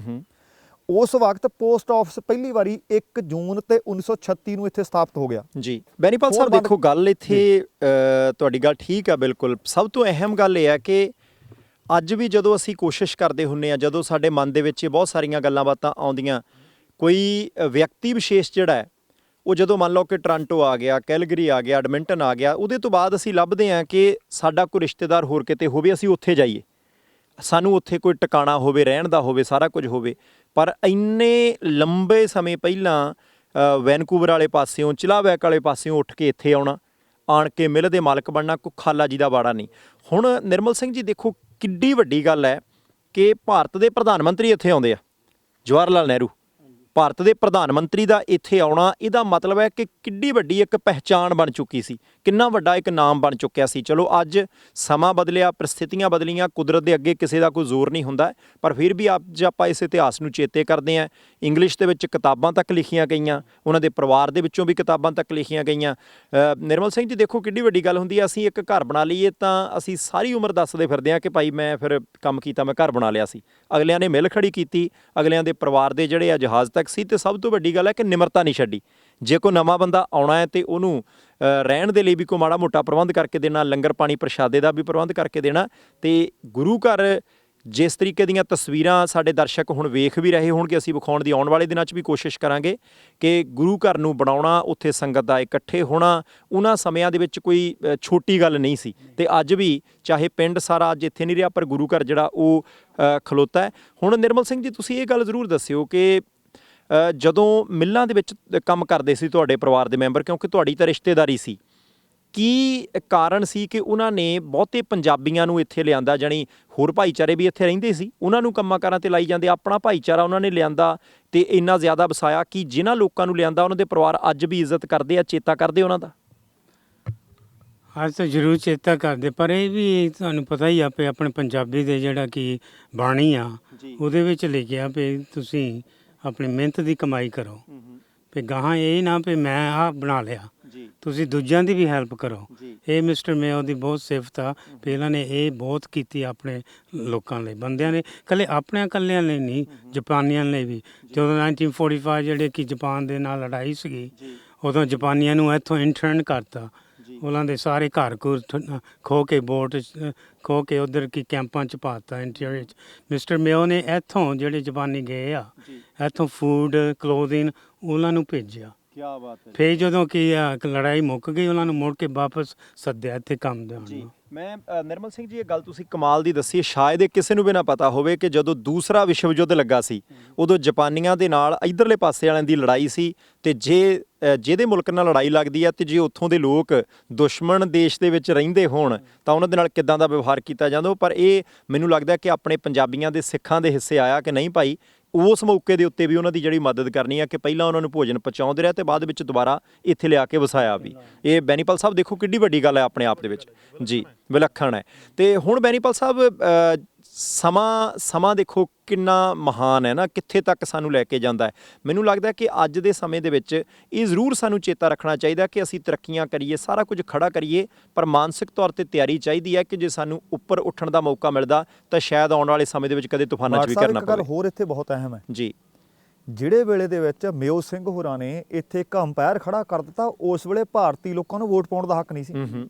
ਜੀ। ਇਹ ਆਪਣੇ ਆਪ ਦੇ ਵਿੱਚ ਗੱਲ ਅਹਿਮ ਆ। ਅੱਜ ਤੌਰ ਤੇ ਆਪਾਂ ਦੇਖਦੇ ਹਾਂ, ਜੇ ਅੱਜ ਦੇਖੀਏ ਅੱਜ ਦੇ ਜ਼ਮਾਨੇ 'ਚ, ਅਜੋਕੇ ਸਮੇਂ 'ਚ, ਕਿ ਬਹੁਤ ਸਾਰੇ ਪੋਲੀਟੀਸ਼ੀਅਨ, ਬਹੁਤ ਸਾਰੀਆਂ ਪੋਲੀਟੀਕਲ ਪਾਰਟੀਆਂ ਇਸ ਕਰਕੇ ਵੀ ਕਈ ਵਾਰੀ ਆਪਣੀ ਭਾਈਚਾਰੇ ਤੇ ਹੱਥ ਰੱਖਦੇ ਨੇ ਹਲਕਾ, ਕਿ ਇਹ ਭਾਈਚਾਰਾ ਕਾਫੀ ਵੱਡਾ ਹੋ ਗਿਆ ਫਾਈਨੈਂਸ਼ੀਅਲੀ ਵੀ, ਤੇ ਇਹਨਾਂ ਦੇ ਵੋਟਾਂ ਵੀ ਨੇ, ਸਿਰਾਂ ਦੀ ਗਿਣਤੀ ਹੈ ਜੀ। ਪਰ ਜਿਹੜੀ ਕਮਿਊਨਿਟੀ ਕੋਲ ਵੋਟ ਦਾ ਹੱਕ ਵੀ ਨਹੀਂ, ਉਹ ਭਾਈਚਾਰੇ ਨੇ ਇਸ ਪੱਧਰ ਤੇ ਗਰੋ ਕਰਨਾ, ਇਹ ਆਪਣੇ ਆਪ ਦੇ ਵਿੱਚ ਵੱਡੀ ਗੱਲ ਆ। ਉਹ ਉਸ ਵਕਤ ਮੈਂ ਦੱਸ ਰਿਹਾ ਸੀ ਕਿ 1959 ਦੇ ਵਿੱਚ ਪੋਸਟ ਆਫਿਸ ਦੁਬਾਰਾ ਖੁੱਲ੍ਹ ਗਿਆ ਜੀ, ਤੇ ਜੂਨ 30 1969 ਨੂੰ ਫਾਈਨਲੀ ਪੱਕੇ ਤੌਰ ਤੇ ਬੰਦ ਕਰ ਦਿੱਤਾ ਗਿਆ। ਪਰ ਸਕੂਲ ਵੀ ਚੱਲਦਾ ਸੀ ਇੱਥੇ ਜੀ। ਸਕੂਲ ਵੀ 1969 ਦੇ ਵਿੱਚ ਹੀ ਸਕੂਲ ਵੀ ਨੇੜੇ ਸੀ ਜੀ। ਤੁਸੀਂ ਗਏ ਹੋ ਜੀ? ਕਿੱਥੇ ਸੀ ਜੀ ਉਹ? ਇਹ ਜਿਹੜਾ ਸਕੂਲ ਜਿਹੜਾ ਸਾਡਾ ਇੱਥੇ ਪਾਲਦੀ ਸੀਗਾ, ਉਹ ਜਦੋਂ ਮੈਂ ਆਇਆ ਗ੍ਰੇਡਸ 1 to 6 ਤੱਕ ਸੀਗਾ, ਐਲੀਮੈਂਟਰੀ ਸਕੂਲ ਸੀ। ਐਲੀਮੈਂਟਰੀ ਸਕੂਲ ਸੀਗਾ ਉਹ। ਇੱਥੇ ਥੋੜੇ ਚੜਾਈ ਚੜ੍ਹ ਕੇ ਹੈ ਨਾ ਕਿ ਉੱਥੋਂ ਰੋਡ ਤੇ, ਅੱਛਾ ਜੀ। ਰਾਈਟ ਹੈਂਡ ਸਾਈਡ ਤੇ ਸਕੂਲ ਸੀਗਾ। ਅੱਛਾ ਜੀ। ਮੈਂ ਕਿ ਪਹਿਲੀ ਤੋਂ 6ਵੀਂ ਤੱਕ ਪੜ੍ਹਿਆ ਇੱਥੇ। ਅੱਛਾ ਜੀ। ਮੇਰੇ ਤੋਂ ਬਾਅਦ ਫਿਰ ਕਿ ਪਹਿਲੀ ਤੋਂ ਤੀਸਰੀ ਤੱਕ ਹੋ ਗਿਆ, ਹਾਂ। ਫਿਰ 2 ਸਾਲ ਇੱਦਾਂ ਰਿਹਾ, ਫਿਰ ਉਹ ਬੰਦ ਹੋ ਕੇ ਫਿਰ ਅਸੀਂ ਲੇਕ ਆਉਚਨ ਜਾਂਦੇ ਰਹੇ। ਲੇਕ ਆਉਚਨ ਮੋਸਟਲੀ ਲੋਕ ਲੇਕ ਆਉਚਨ ਮੂਵ ਹੋ ਲੇਕ ਗਏ ਆਉਚਨ ਪਿਓ ਨੇੜੇ ਜਿੱਦਾਂ ਡਿਸਟ੍ਰਿਕਟ ਉੱਚਾ ਸੀ। ਤੇ 1949 ਦੇ ਵਿੱਚ ਜਿਸ ਤਰ੍ਹਾਂ ਤੁਸੀਂ ਜ਼ਿਕਰ ਕਰ ਰਹੇ ਸੀ, ਪੰਡਤ ਨਹਿਰੂ ਪ੍ਰਧਾਨ ਮੰਤਰੀ ਨੇ। ਤੁਸੀਂ ਦੇਖੋ ਕਿ ਕਿੰਨਾ ਵੱਡੇ ਪੱਧਰ ਤੇ ਐਸਟੈਬਲਿਸ਼ ਹੋਏ ਹੋਣਗੇ। ਤੇ ਇੱਥੇ ਜਿੰਨੀ ਕਿ ਇਤਿਹਾਸ ਹੈ, ਕਹਿੰਦੇ ਜੈਪਨੀਜ਼, ਯੂਰਪੀਅਨ ਤੇ ਬਾਕੀ ਜਿਹੜੇ ਸੀਗੇ ਉਹ ਲਗਭਗ 1975 ਤੱਕ ਰਹੇ ਆ ਜੀ। ਪਰ ਪੰਜਾਬੀ ਭਾਈਚਾਰੇ ਦੇ 1980 ਤੱਕ ਤੇ 15 ਕੁ ਘਰ ਸੀ। ਬਾਅਦ ਦੇ ਵਿੱਚ 2005 ਦੇ ਵਿੱਚ ਜਿਹੜੇ ਉਹ 15 ਵੀ ਸੀ, ਉਹ ਵੀ ਇੱਥੋਂ ਕੋਈ ਡੰਕਨ, ਕੋਈ ਨਨੈਮੋ ਆਲੇ ਦੁਆਲੇ ਨੂੰ ਖਿਲਰ ਗਏ। ਸਿਰਫ ਤੇ ਸਿਰਫ 2005 ਤੋਂ ਬਾਅਦ ਜੀ ਆਲੇ ਦੁਆਲੇ ਆ ਖੰਡਰਾਤ ਨਜ਼ਰ ਆ ਰਹੇ ਨੇ ਹੁਣ, ਤੇ ਉਹ ਵੀ ਨਹੀਂ ਰਹੇ। ਸਿਰਫ ਤੇ ਸਿਰਫ ਫਾਇਰ ਹਾਈਡਰੈਂਟ ਢੱਕੇ ਹੋਏ ਨੇ ਜੀ। ਸਿਰਫ ਗੁਰਦੁਆਰਾ ਸਾਹਿਬ। ਬਿਲਕੁਲ ਬੈਨੀਪਾਲ ਸਾਹਿਬ, ਮੈਨੂੰ ਲੱਗਦਾ ਕਿ ਆਪਾਂ ਬਾਬਾ ਜੀ ਤੋਂ, ਗ੍ਰੰਥੀ ਸਿੰਘ ਹੋਰਾਂ ਤੋਂ ਵੀ ਪੁੱਛਦੇ ਹਾਂ। ਬਾਬਾ ਜੀ, ਤੁਸੀਂ ਜਦੋਂ ਆਏ ਉਦੋਂ ਥੋੜ੍ਹਾ ਜਿਹਾ ਪਰਿਵਾਰ ਇੱਥੇ ਸੀਗੇ, ਹੁਣ ਉਹ ਪਰਿਵਾਰ ਹੈ ਨਹੀਂ, ਤਾਂ ਸੁੰਨਾ ਸੁੰਨਾ ਜਿਹਾ ਹੋ ਗਿਆ ਚਾਰੇ ਪਾਸੇ। ਹੁਣ ਤੁਹਾਨੂੰ ਕੀ ਮਹਿਸੂਸ ਹੁੰਦਾ? ਤੁਹਾਡੇ ਦੇਖਦਿਆਂ ਸਾਰਾ ਕੁਝ ਜਿਹੜਾ ਉਹ ਤਕਰੀਬਨ ਸਿਫਰ ਤੱਕ ਆ ਗਿਆ। ਜਦੋਂ ਪਰਿਵਾਰ ਆਉਂਦੇ ਨੇ ਉਹਨਾਂ ਦੀ ਸ਼ਰਧਾ ਕਿੰਨੀ ਕੁ ਹੁੰਦੀ ਹੈ, ਸਾਰਾ ਕੁਝ ਦੱਸਿਓ ਜੀ। ਹਾਂਜੀ, ਸ਼ਰਧਾ ਤਾਂ ਬਹੁਤ ਹੈ। ਜਿਨ੍ਹਾਂ ਦੇ ਪਹਿਲਾਂ ਭਾਵੇਂ ਕੋਈ ਰਹਿ ਕੇ ਗਿਆ ਇੱਥੇ, ਉਹਨਾਂ ਦੀ ਤਾਂ ਹੈ ਹੀ ਆ। ਪਰ ਜਿਹੜੇ ਹੋਰ ਵੀ ਸੁਣਦੇ ਕਰਦੇ ਪਏ, ਆਪਣੇ ਇੰਡੀਆ ਦੇ ਪਿੰਡ ਦੇ ਨਾਂ ਤੇ ਪਿੰਡ ਵਸਿਆ ਆ, ਬਹੁਤ ਉਤਸ਼ਾਹ ਆ ਉਹਨਾਂ ਸੰਗਤਾਂ ਦੇ ਵਿੱਚ। ਬਹੁਤ ਸੰਗਤ ਉਤਸ਼ਾਹ ਨਾਲ ਆਉਂਦੀ ਆ, ਭਾਵਨਾ ਨਾਲ ਆਉਂਦੀ, ਪ੍ਰੇਮ ਨਾਲ ਆਉਂਦੀ, ਆ ਕੇ ਦਰਸ਼ਨ ਕਰਦੇ ਆ। ਅੱਛਾ, ਇੱਕ ਸਵਾਲ ਮੇਰਾ ਹੋ ਰਿਹਾ ਕਿ ਹੁਣ ਮੋ ਸਿੰਘ ਹੋਰਾਂ ਦੇ ਜਿਹੜੇ ਪਰਿਵਾਰ ਦੇ ਮੈਂਬਰ ਬਹੁਤੇ ਇੰਗਲਿਸ਼ ਹੀ ਬੋਲਦੇ ਆ, ਪੰਜਾਬੀ ਬਹੁਤੇ ਨਹੀਂ ਬੋਲਦੇ। ਕਦੀ ਉਹ ਵੀ ਆਉਂਦੇ ਆ? ਜੇ ਆਉਂਦੇ ਆ ਤਾਂ ਸਿਰਫ ਇਸ ਕਰਕੇ ਆਉਂਦੇ ਆ ਕਿ ਭਾਈ ਸਾਡੀ ਇੱਥੇ ਕਦੀ ਥਾਂ ਸੀ ਜਾਂ ਮਿਲ ਸੀ, ਜਾਂ ਸ਼ਰਧਾ ਭਾਵ ਹੈ? ਉਹਨਾਂ ਦੀ ਸ਼ਰਧਾ ਇਸ ਕਰਕੇ ਵੀ ਹੈ ਕਿ ਉਹਨਾਂ ਦੇ ਗ੍ਰੈਂਡਫਾਦਰ ਨੇ ਇਹ ਆਪਣਾ ਪਿੰਡ ਵਸਾਇਆ ਤੇ ਗੁਰਦੁਆਰਾ ਸਾਹਿਬ ਕਾਇਮ ਕੀਤੇ। ਇਸ ਕਰਕੇ ਗੁਰਦੁਆਰਾ ਸਾਹਿਬ ਦੇ ਵਿੱਚ ਉਹਨਾਂ ਦੀ ਬਹੁਤ ਸ਼ਰਧਾ ਭਾਵਨਾ ਆ ਕੇ ਜਦੋਂ ਵੀ ਪ੍ਰੋਗਰਾਮ ਹੁੰਦਾ ਹੈ, ਕੋਈ ਵੀ ਪ੍ਰੋਗਰਾਮ ਹੈ, ਉਹਦੇ ਵਿੱਚ ਆ ਕੇ ਸੇਵਾ ਕਰਦੇ ਹਨ। ਉਹਨਾਂ ਦਾ ਇੱਕ ਪੋਤਾ ਜੋ ਕਿ ਦਵਿੰਦਰ ਸਿੰਘ ਮੈਓ, ਉਹ ਆਪਣੇ ਸੁਸਾਇਟੀ ਦੇ ਪ੍ਰਧਾਨ ਵੀ ਹਨ। ਠੀਕ ਹੈ ਜੀ। ਸੋ ਅਜੇ ਤੱਕ ਵੀ ਉਹ ਸਾਰਾ ਹਿਸਾਬ ਕਿਤਾਬ ਹੈਗਾ। ਬੈਨੀਪਾਲ ਸਾਹਿਬ ਦੇਖੋ, ਇਸ ਵੇਲੇ ਭਾਵੇਂ ਭਾਸ਼ਾ ਦਾ ਜਿਹੜਾ ਉਹ ਕਨੈਕਸ਼ਨ ਨਹੀਂ ਰਿਹਾ ਹੋਊਗਾ ਉਸ ਤਰ੍ਹਾਂ ਦਾ, ਪਰ ਸ਼ਰਧਾ ਦਾ ਕਨੈਕਸ਼ਨ ਪਰ ਜਿਹੜਾ ਇਹ ਹੈਗਾ। ਦੇਖੋ ਬਾਕੀ ਬੱਚਿਆਂ ਦੇ ਨਾਂ ਜਦੋਂ ਆਪਾਂ ਦੇਖਦੇ ਹਾਂ ਲਗਭਗ ਗੋਰਿਆਂ ਵਾਲੇ ਪਾਸੇ ਨੂੰ ਹੋ ਤੁਰੇ ਨੇ। ਜੀ ਆ ਦਵਿੰਦਰ ਸਿੰਘ ਮੈਨੂੰ ਨਾਂ ਚੰਗਾ ਲੱਗਿਆ। ਪੰਜਾਬੀ ਨਾਂ ਨੇ ਜੀ। ਜੀ ਹਰੇਕ ਸਾਲ ਇੰਡੀਆ ਰਵਿੰਦਰ ਸਿੰਘ ਅੱਛਾ ਜੀ ਜੀ ਜੀ ਹਰਵਿੰਦਰ ਸਿੰਘ ਹੋ ਗਿਆ ਮੁੜ ਕੇ ਰਾਵਣ ਜਿਹੜਾ ਆ ਮਾਈਕ ਫੜ ਲਿਓ ਜਿਨ੍ਹਾਂ ਨੇ ਬੋਲਣਾ ਹੈ ਜੀ।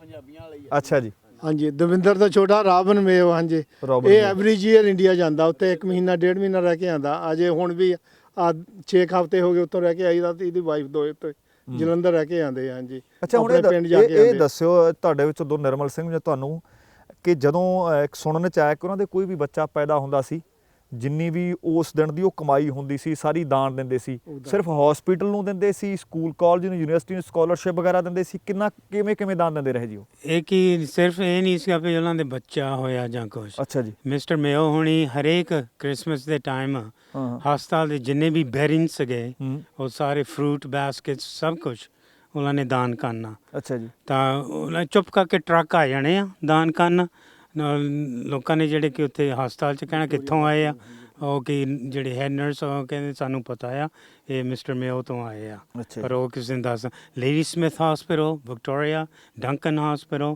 ਸਾਰੇ ਪਾਸੇ ਉਹਨਾਂ ਨੇ ਦਾਨ ਕਰਨੇ ਆ। ਇਹ ਵੀ ਇਹ ਨਹੀਂ ਵੀ ਬੱਚਾ ਹੋਇਆ ਤਾਂ ਕਿ ਖੁਸ਼ੀ 'ਚ ਕੀਤਾ, ਉਹ ਹੈਗਾ ਹੀ ਇੱਦਾਂ ਦਾ ਸੀਗਾ।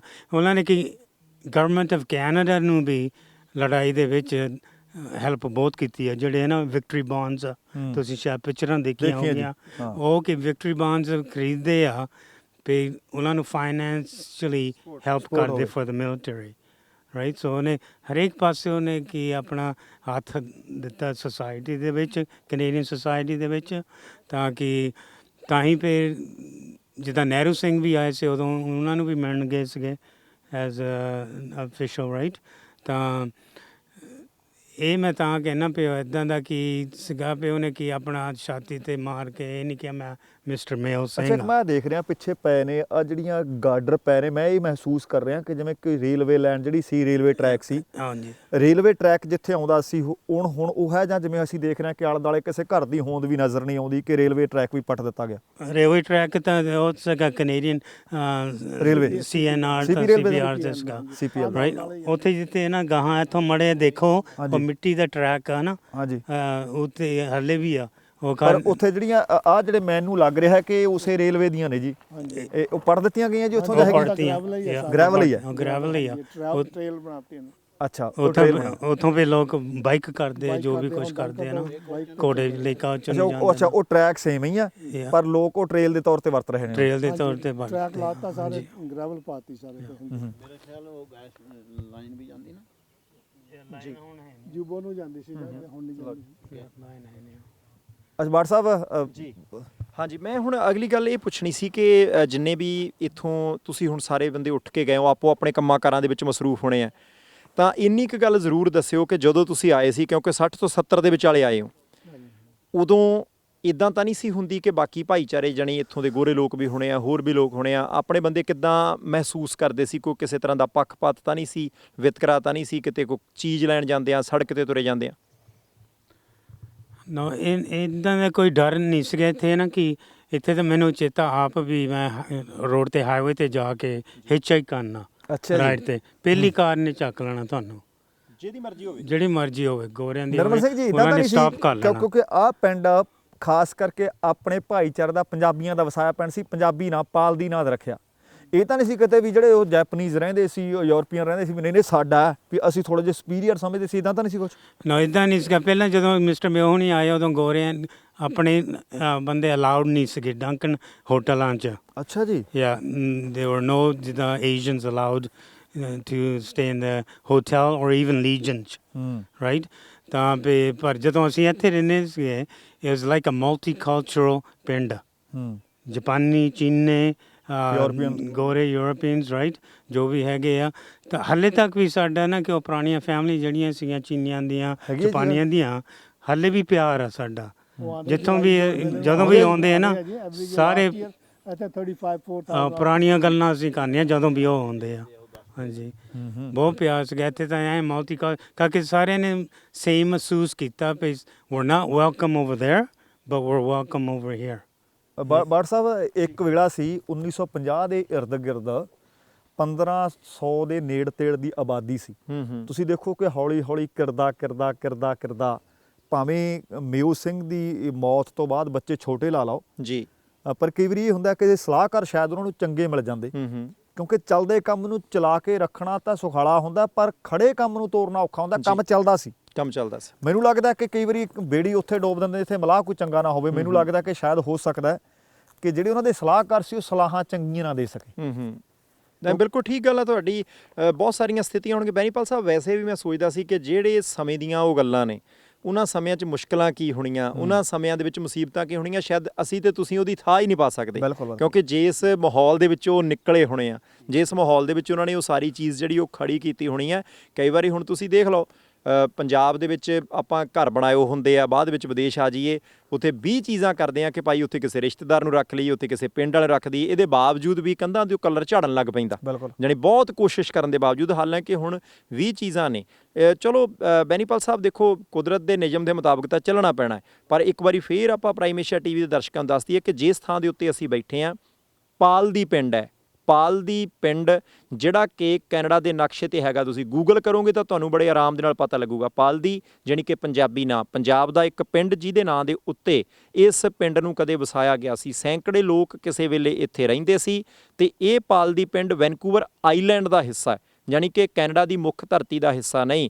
ਮੈਂ ਕਲਪਨਾ ਕਰਨ ਦੀ ਬੈਨੀਪਾਲ ਸਾਹਿਬ ਕੋਸ਼ਿਸ਼ ਕਰ ਰਿਹਾ ਸੀ। ਅੱਜ ਆਪਾਂ ਘਰੋਂ ਤੁਰਨਾ ਹੋਵੇ ਨਾ ਇੱਥੇ ਕਿਤੇ, ਤਾਂ ਨੈਵੀਗੇਟਰ ਲਾ ਕੇ ਤੁਰਦੇ ਆ ਕਿ ਕਿੰਨੇ ਕਿਲੋਮੀਟਰ ਆ, ਕਿਹੜੀ ਸੜਕ ਜਾਣੀ ਆ, ਟ੍ਰੈਫਿਕ ਕਿੱਥੇ ਥੋੜਾ ਹੈ ਤੇ ਕਿੱਥੇ ਬਹੁਤਾ, ਕਿੱਥੇ ਕਿਹੜੀ ਚੀਜ਼ ਦਾ ਖਤਰਾ ਤੇ ਕਿਹੜੀ ਦਾ ਨਹੀਂ, ਹੋਟਲ ਕਿੱਥੇ ਮਿਲੂਗਾ ਤੇ ਖਾਣ ਨੂੰ ਕਿੱਥੇ ਮਿਲੂਗਾ, ਜਾਂ ਆਪਾਂ ਆਹ ਚੀਜ਼ਾਂ ਭਰ ਕੇ ਲੈ ਆਈਏ। ਪਰ 100 ਸਾਲ ਤੋਂ ਵੀ ਕਈ ਸਾਲ ਪਹਿਲਾਂ ਜਦੋਂ ਉਹਨਾਂ ਨੇ ਇੱਥੇ ਆਣ ਕੇ ਪੈਰ ਰੱਖਿਆ ਹੋਊਗਾ, ਇੱਕ ਕਿੱਡਾ ਵੱਡਾ ਵਿਜ਼ਨ ਹੋਊਗਾ ਉਸ ਬੰਦੇ ਦਾ। 1916 ਚ ਆਏ, ਤੁਸੀਂ ਦੇਖੋ ਕਿ ਅੱਜ ਵੀ ਆਪਾਂ ਵੇਖਦੇ ਹਾਂ ਕਿ ਇੱਥੇ ਆਉਣਾ ਸੁਖਾਲਾ ਨਹੀਂ। ਕਿਵੇਂ ਕਿੰਨਾ ਪਹੁੰਚੇ ਹੋਣਗੇ, ਕਿਵੇਂ ਵਿਜ਼ਨ ਹੋਊ, ਵੀ ਯੋਜਨਾਬੰਦੀ ਕਿੱਡੀ ਵੱਡੀ ਹੋਊਗੀ ਕਿ ਭਾਈ ਮੈਂ ਆਹ ਸਾਰੀਆਂ ਚੀਜ਼ਾਂ ਕਰਨੀਆਂ। ਨਹੀਂ ਤਾਂ ਬੰਦਾ ਕਹਿੰਦਾ ਯਾਰ ਤਨਖਾਹ ਮਿਲਦੀ ਆ, ਆਰਾਮ ਨਾਲ ਇੱਥੇ ਰਹਿੰਦੇ ਆ, ਮੁੜ ਕੇ ਟੱਬਰ ਆਪਣਾ ਹੌਲੀ, ਜਦੋਂ ਕਿਤੇ ਹੌਲੀ ਸਹੀ ਜੇ ਹੋਊਗਾ, ਜੇ ਸਾਰੀ ਦੁਨੀਆ ਰਹੀ ਜਾਂਦੀ ਆਪਾਂ ਵੀ ਰਹੀ ਜਾਂਦੇ ਆ। ਅੱਜ ਵੀ ਮੇਰੇ ਵਰਗੇ ਬਹੁਤ ਸਾਰੇ ਲੋਕ ਜ਼ੋਖਮ ਨਹੀਂ ਲੈਂਦੇ। ਹਾਲਾਂਕਿ ਅਨਮੈਰਿਡ ਸੀ, 1925 ਚ ਜਾ ਕੇ ਦੁਬਾਰਾ ਇੰਡੀਆ ਵਿਆਹ ਕਰਾਉਂਦੇ ਆ ਉਹ।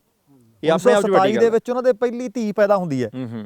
ਤੁਸੀਂ ਦੇਖੋ ਵੀ ਵਿਜ਼ਨ ਦੇਖਣ ਦੀ ਜ਼ਰੂਰਤ ਹੈ ਕਿ ਉਸ ਬੰਦੇ ਨੇ ਸੁਪਨਾ ਕਿੱਡਾ ਲਿਆ, ਔਰ ਜਾਗਦੀਆਂ ਅੱਖਾਂ ਨਾਲ ਸੁੱਤੇ ਪਏ ਤਾਂ ਆਪਾਂ ਸਾਰੇ ਲੈਂਦੇ ਹਾਂ। ਅੱਛਾ ਬੈਨੀਪਾਲ ਸਾਹਿਬ, ਮੈਂ ਹੁਣ ਇੱਕ ਨਿਰਮਲ ਸਿੰਘ ਜੀ ਤੁਹਾਡੇ ਤੋਂ ਸਵਾਲ ਪੁੱਛਣਾ ਹੈ ਕਿ ਜੇ ਬਾਕੀ ਸਾਰੀ ਜ਼ਮੀਨ ਆਲੇ ਦੁਆਲੇ ਦੀ ਜਿਹੜੀ ਆ ਹੁਣ ਆਪਣੇ ਬੰਦਿਆਂ ਦੀ ਨਹੀਂ ਰਹੀ, ਗੁਰੂ ਘਰ ਦਾ ਸਟੇਟਸ ਕੀ ਹੈ? ਕੀ ਗੁਰੂ ਘਰ ਆਪਣੀ ਸੁਸਾਇਟੀ ਕੋਈ ਬਣੀ ਹੈ, ਕੋਈ ਕਮੇਟੀ ਬਣੀ ਹੈ, ਜਾਂ ਸਰਕਾਰ ਇਸ ਗੁਰੂ ਘਰ ਦੀ ਜ਼ਮੀਨ ਨੂੰ, ਇਸ ਬਿਲਡਿੰਗ ਨੂੰ ਕਿਵੇਂ ਲੈਂਦੀ ਹੈ ਜੀ? ਇਹ ਜਿਹੜਾ ਗੁਰੂ ਘਰ ਦੀ ਬਿਲਡਿੰਗ ਆ, ਸੰਗਤ ਦੀ ਬਿਲਡਿੰਗ ਆ ਜੀ, ਅਸੀਂ ਐਂ ਪ੍ਰੂਵ ਕੀਤਾ ਹੈ, ਆਪਣੇ ਵਕੀਲਾਂ ਨੂੰ ਵੈਂਕੂਵਰ ਵੀ ਦੇਖਿਆ ਆ। ਇਹ ਸੰਗਤ ਦੀ ਬਿਲਡਿੰਗ ਆ। ਜਿੰਨਾ ਤੱਕ ਇੱਥੇ ਅਸੀਂ ਗੁਰੂ ਘਰ ਚਲਾਉਣਾ ਆ, ਉਹਨਾਂ ਤੱਕ ਹੋਰ ਕੋਈ ਇਹ ਬਿਲਡਿੰਗ ਦਾ ਮਾਲਕ ਨਹੀਂ ਬਣ ਸਕਦਾ। ਤਾਂ ਗੱਲ ਇਹ ਜਿਹੜੀ ਜਗ੍ਹਾ ਦੇ ਉੱਪਰ ਹੈ ਨਾ, ਲੈਂਡ, ਉਹ ਟਾਈਟਲ ਹੈਗਾ ਆ ਹੁਣ ਮੋਰਗੇਜ ਕੰਪਨੀ ਦੇ ਥਰੂ ਆ, ਰਾਈਟ। ਉਹ ਪੇ ਈਵਨ ਦੋ ਮਿਸਟਰ ਮੇਓ ਤਾਂ ਉਹਦਾ ਗਾਹਾਂ ਉਹਦੀ ਕੀ ਲੜਕੀ ਜਿੰਦੋ ਮੇਓ ਟਰਾਈ ਕਰਦੀ ਸੀਗੀ ਵੀ ਸੰਗਤ ਲੈ ਲਵੇ ਜ਼ਮੀਨ ਵੀ। ਉਦੋਂ ਇਦਾਂ ਦਾ ਮੌਕਾ ਸੀਗਾ ਵੀ everything was based on trust. ਅੱਛਾ, ਮੈਨੂੰ ਹੋਰ ਦੱਸੋ, ਜਿਹੜਾ ਤੁਸੀਂ ਦੱਸ ਰਹੇ ਹੋ ਕਿ ਇਹ ਕਿਸੇ ਮੋਰਗੇਜ ਕੰਪਨੀ ਦੇ ਕੋਲ ਹੈ ਹੁਣ, ਜਿੱਥੇ ਗੁਰਦੁਆਰਾ ਸਾਹਿਬ ਵੀ ਸੁਸ਼ੋਭਿਤ ਨੇ, ਜਿਹੜੀ ਆਲੇ ਦੁਆਲੇ ਜ਼ਮੀਨ ਜਿੱਥੇ ਤੁਸੀਂ ਦੱਸਦੇ ਹੋ ਕਿ ਤੁਸੀਂ ਘਰ ਖੁਦ ਦੇਖੇ ਨੇ, ਮੈਂ ਦੇਖਣਾ ਸਟਰੀਟ ਦੇ ਆਲੇ ਦੁਆਲੇ, ਇਹ ਵੀ ਸਾਰੀ ਕਿਸੇ ਇਸੇ ਤਰ੍ਹਾਂ ਜ਼ਮੀਨ ਹੈ ਜੀ? ਹੁਣ ਇਹ ਵੀ ਸਾਰੀ ਇਦਾਂ ਹੀ ਆ, ਸੇਮ ਹੀ ਪਾਰਸਲ। ਇਹ ਫੋਰੈਸਟਰੀ ਜ਼ੋਨ ਆ। ਅੱਗੇ ਹੁੰਦਾ ਸੀਗਾ ਮਿਸਟਰ ਮੇਓ ਦੇ ਕੋਲ 2000 ਏਕੜ ਹੁੰਦਾ। 2000 ਏਕੜ ਦੇ ਵਿੱਚ ਪਿੰਡ ਸੀ ਉਹਨਾਂ ਕੋਲ? 3000 ਏਕੜ। 3000। ਹੁਣ ਇਹ ਫੋਰੈਸਟਰੀ ਹੈ ਜੀ ਸਾਰਾ? ਫੋਰੈਸਟਰੀ ਜ਼ੋਨ ਦਾ। ਹੁਣ ਕੀ ਅਸੀਂ ਕੀ ਥੋੜੇ ਕਰਕੇ ਇਹਨੂੰ ਰੈਜ਼ੀਡੈਂਸ਼ੀਅਲ ਜ਼ੋਨਿੰਗ ਕਰਾਈ ਆ। ਅੱਛਾ, ਰਾਈਟ। ਪਰ ਉਹ ਹੁਣ ਕੀ ਜੇ ਡਿਵੈਲਪਰ ਆ ਜਾਵੇ ਡਿਵੈਲਪ ਕਰਨੇ ਨੂੰ, ਹੈ ਨਾ, ਪਰ ਬਾਹਰ ਜਦੋਂ ਮੈਂ ਮੇਨ ਰੋਡ ਤੋਂ ਜਦ ਅਸੀਂ ਆਏ ਹਾਂ ਜੀ, ਉੱਥੇ ਇੱਕ ਡਿਵੈਲਪਮੈਂਟ ਦਾ ਸਾਈਨ ਬੋਰਡ ਲੱਗਾ ਹੈ, ਜਿੱਥੇ ਸਭ ਤੋਂ ਪਹਿਲਾਂ ਪਾਲਦੀ ਦਾ ਸਾਈਨ ਲੱਗਾ ਹੋਇਆ। ਇਹ ਪਾਲਦੀ ਦੇ ਪਾਰਸਲਸ ਬਣ ਹਟੇ ਆ। ਅੱਛਾ ਜੀ। ਉਹ ਵੀ ਇੱਕ ਜਿਹੜਾ ਕਿੰਨੇ 200 ਏਕੜ ਪਾਰਸਲ ਹੋਰ ਕਿਸੇ ਨੇ ਖਰੀਦਿਆ ਆ, ਉਹ ਹੋਰ ਕਿਸੇ ਨੇ ਖਰੀਦਿਆ ਆ।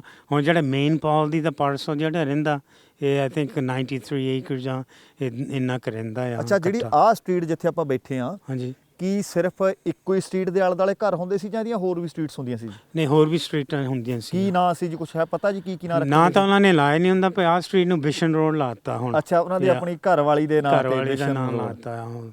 ਕੋਈ ਮੇਓ ਰੋਡ, ਕੋਈ ਇਸ ਤਰ੍ਹਾਂ, ਕੋਈ ਇਸ ਤਰ੍ਹਾਂ ਸੀ? ਕਹਿ ਗਈ ਤਾਂ ਛੋਟੀਆਂ ਛੋਟੀਆਂ ਸ਼ਾਰਟ ਰੋਡਾਂ ਨਾ ਇੱਕ ਜਿਹਨਾਂ ਮਾਈਕ ਰਣਜੀਤ ਦਿਓ ਜੀ, ਜਿਨ੍ਹਾਂ ਨੂੰ ਪਤਾ ਹੈ ਉਹ, ਕਿਉਂਕਿ ਫਿਰ ਪਤਾ ਲੱਗੇ। ਜੀ ਦੱਸਿਓ ਜੀ, ਸਾਰੀਆਂ ਸੜਕਾਂ ਦੇ ਨਾਂ ਦੱਸਿਓ। ਹਾਂਜੀ, ਇਹ ਜੋ ਆ ਹਾਈਵੇ ਤੋਂ ਬਿਸ਼ਨ ਰੋਡ ਹੈ ਜੀ। ਹਾਂ, ਆ ਜਿਹੜੀ ਗੁਰਦੁਆਰਾ ਸਾਹਿਬ ਨੂੰ ਆ ਰਹੀ ਰੋਡ, ਇਹ ਮਿਸ਼ਨ ਰੋਡ ਆ। ਤੇ ਇਹ ਤੋਂ ਪਹਿਲਾਂ ਜਦੋਂ ਆਪਾਂ ਪਾਲਦੀ ਰੋਡ ਆਉਂਦੇ ਆ, ਹਾਂਜੀ ਪਾਲਦੀ ਦੇ ਵਿੱਚ ਜਦੋਂ ਐਂਟਰ ਹੁੰਦੇ ਆ, ਉੱਥੇ ਉਹਨਾਂ ਦੇ ਜੋ ਸਾਨਨ ਲਾ ਸੀਗੇ, ਉਹਨਾਂ ਨੇ ਇਹ ਜਿਹੜੀਆਂ ਸਟਰੀਟਾਂ ਸੀਗੀਆਂ ਇਹਨਾਂ ਦੇ ਨਾਂ ਜੋ ਇਹ ਤਾਂ ਬਿਸ਼ਨ ਰੋਡ ਤਾਂ ਪਹਿਲਾਂ ਹੀ ਸੀ। ਬਿਸ਼ਨ ਰੋਡ ਤੋਂ ਉਹਨਾਂ ਦੀ ਘਰ ਵਾਲੀ ਦਾ ਨਾਂ ਸੀ ਨਾ ਜੀ? ਹਾਂਜੀ। ਅੱਛਾ ਜੀ। ਤੇ ਦੂਸਰਾ ਪਰੇ ਉਹਨਾਂ ਦੀ ਜਿਹੜੀ ਦੋਤੀ ਸੀ, ਅੱਛਾ ਜੀ। ਉਹਨਾਂ ਦੀ ਰਣਜੀਤ ਰੋਡ, ਉਹਦਾ ਨਾਂ ਸੀ। ਇੱਕ ਉਹਨਾਂ ਦੀ ਡਾਟਰ ਇਨ ਲਾ ਸੀ, ਉਹਨਾਂ ਦੇ ਨਾਂ ਤੇ ਸਿੰਡੀ ਰੋਡ। ਸਿੰਧੀ ਰੋਡ। ਅੱਛਾ। ਹਾਂਜੀ।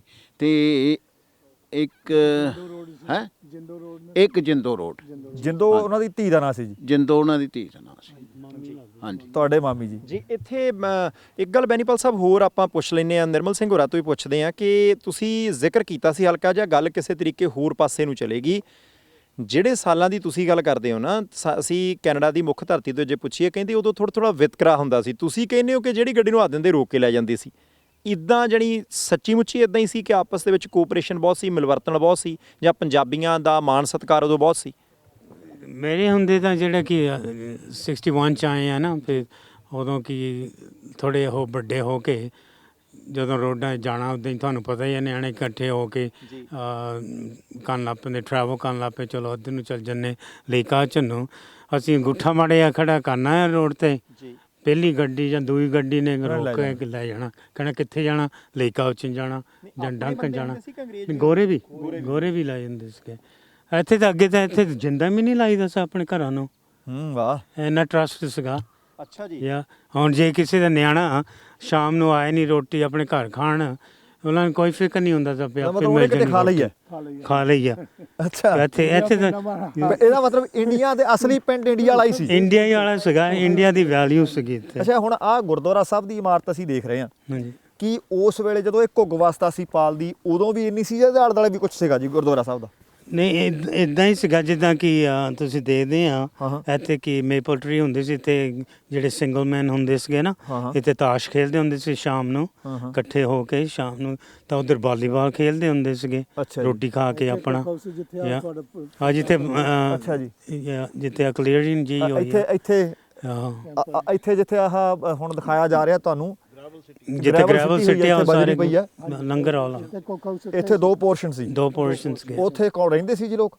ਨੇ ਕੋਕਾ ਸਾਰੇ ਇਕੱਠੇ ਹੋ ਕੇ। ਅੱਛਾ, ਉੱਥੇ ਲੇਡੀਜ਼ ਵੀਕਐਂਡ ਨੂੰ ਪਾਰਟੀ ਕਰਦੇ, ਜਦੋਂ ਲੇਡੀ ਨਾ ਕੇ ਜਿੱਦਾਂ ਨਾ ਹੁਣ ਆਪਣੇ ਉਹਨਾਂ ਨੂੰ ਮਾਈਕ ਦਿਓ ਜੀ ਇਹਨਾਂ ਨੂੰ। ਉਧਰ ਦੇ ਨਹੀਂ ਚਲੋ, ਇਹ ਸਾਰਾ ਕੁਝ ਫੇ ਅੱਗ ਲੱਗਣ ਨਾਲ ਤਬਾਹ ਹੋ ਗਿਆ ਸੀ ਨਾ ਇੱਕ ਵਾਰ, ਜਦੋਂ ਗੁਰੂ ਘਰ ਦੇ ਪਰਲੇ ਪਾਸੇ ਜਿਹੜਾ ਵੀ ਆਪਾਂ ਕਹ ਲਈਏ ਰਸੋਈ ਘਰ ਜਾਂ ਲੰਗਰ ਜਿੱਥੇ ਤਿਆਰ ਕੀਤਾ ਜਾਂਦਾ ਸੀ। ਹੁਣ ਬੈਨੀਪਾਲ ਸਾਹਿਬ, ਇਹ ਜਿਹੜੀ ਇਹਨਾਂ ਨੇ ਕਮਾਲ ਦੀ ਗੱਲ ਦੱਸੀ ਆ, ਮੈਂ ਹੁਣ ਇਹਨਾਂ ਨੂੰ ਇਹ ਜ਼ਰੂਰ ਪੁੱਛਣਾ ਚਾਹੁੰਦਾ ਕਿ ਤੁਸੀਂ ਕਹਿਤਾ ਕਿ ਪੁਰਾਣਾ ਪੰਜਾਬ ਦਾ ਪਿੰਡ ਹੁੰਦਾ ਸੀ ਇਹ, ਕਿ ਉੱਥੇ ਕੋਈ ਫਿਕਰ ਨਹੀਂ ਸੀ ਹੁੰਦਾ ਕਿ ਭਾਈ ਕਿਸੇ ਦਾ ਨਿਆਣਾ ਨਿੱਕਾ ਆਇਆ ਕਿ ਨਹੀਂ ਆਇਆ, ਇੱਥੇ ਨਹੀਂ ਤਾਂ ਫਲਾਣਾ ਸੂੰ ਦੇ ਘਰੇ ਰੋਟੀ ਖਾ ਲਈ ਹੋਊਗੀ। ਇਹਦੇ ਤੋਂ ਬਿਨਾਂ ਤੁਹਾਡੇ ਹੁੰਦਿਆਂ ਦੇ ਉੱਤੇ ਨਿਆਣੇ ਉਹ ਸਾਰਾ ਕੁਝ ਖੇਡੀ ਜਾਂਦੇ ਹੁੰਦੇ ਸੀ, ਜਿਹੜੀਆਂ ਪੁਰਾਣੀਆਂ ਪੰਜਾਬ ਦੀਆਂ ਖੇਡਾਂ, ਕਿ ਕੁੜੀਆਂ ਜੇ ਛੋਟੀਆਂ ਬੱਚੀਆਂ ਆ ਉਹ ਮੰਨ ਲਓ ਕਿ ਗੀਟੇ ਖੇਡੀ ਜਾਂਦੀਆਂ, ਜਾਂ ਨਿਆਣੇ ਪਿੱਠੂ ਗਰਮ ਖੇਡੀ ਜਾਂਦੇ ਆ, ਜਾਂ ਗੁੱਲੀ ਡੰਡਾ ਖੇਡੀ ਜਾਂਦੇ, ਇਦਾਂ ਦਾ ਸਾਰਾ ਕੰਮ ਚੱਲਦਾ ਸੀ? ਸਾਰਾ ਚੱਲਦਾ ਸੀ ਸਮਾਂ।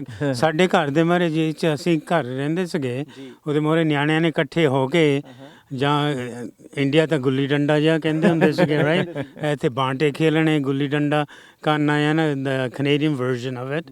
ਤਾਂ ਬਹੁਤ ਰੌਣਕ ਹੁੰਦੀ ਸੀ, ਨਿਆਣੇ ਤਾਂ ਪਿਆਰ ਦੇ ਨਾਲ ਖੇਲਦੇ ਸੀ ਇੱਕ ਦੂਜੇ ਨਾਲ, ਜਾਪਾਨੀ ਆਪਣੇ ਗੋਰੇ ਸਾਰੇ। ਠੀਕ ਹੈ ਜੀ। ਅੱਛਾ, ਕਦੀ ਇਦਾਂ ਵੀ ਹੋ ਜਾਂਦਾ ਸੀ ਉਦੋਂ ਕਿ ਭਾਈ ਜਾਪਾਨੀਆਂ ਨਾਲ ਮੈਚ ਲੱਗ ਗਿਆ ਅੱਜ ਕਿਸੇ ਚੀਜ਼ ਦਾ, ਕਿ ਰਲ ਕੇ ਖੇਡਦੇ ਸੀ ਇਕੱਲੇ ਇਕੱਲੇ ਕੁਛ ਇਦਾਂ ਸੀ?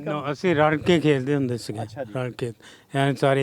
ਇਦਾਂ ਅਸੀਂ ਮਹਿਸੂਸ ਹੀ ਨਹੀਂ ਕੀਤਾ ਵੀ ਉਹ ਜਾਪਾਨੀ ਆ ਤਾਂ ਉਹ ਹਿੰਦੂ ਆ ਜਾਂ ਉਹ ਕੁਛ, ਕੋਈ ਨਹੀਂ ਇਦਾਂ ਮਹਿਸੂਸ, ਨਾ ਕੋਈ ਰੰਗ ਦਾ ਫਰਕ, ਨਾ ਕੋਈ ਬੋਲੀ ਦਾ ਫਰਕ, ਕੁਛ ਨਹੀਂ ਸੀਗਾ। ਅੱਛਾ, ਇੱਕ ਸਵਾਲ ਬੈਨੀਪਾਲ ਸਾਹਿਬ ਬੜਾ ਮੈਨੂੰ ਲੱਗਦਾ ਕਿ ਅਹਿਮ ਆ, ਉਹ ਚੀਜ਼ਾਂ ਮੈਨੂੰ ਲੱਗਦਾ ਪੰਜਾਬ 'ਚ ਅਸੀਂ ਹੁਣ ਸਾਰੀਆਂ ਗਵਾ ਲਈਆਂ ਜਿਹੜੀਆਂ ਇੱਥੇ ਕੈਨੇਡਾ ਦੇ ਵਿੱਚ ਪਾਲਦੀ ਪਿੰਡ ਦੇ ਵਿੱਚ ਹੁੰਦੀਆਂ ਸੀ।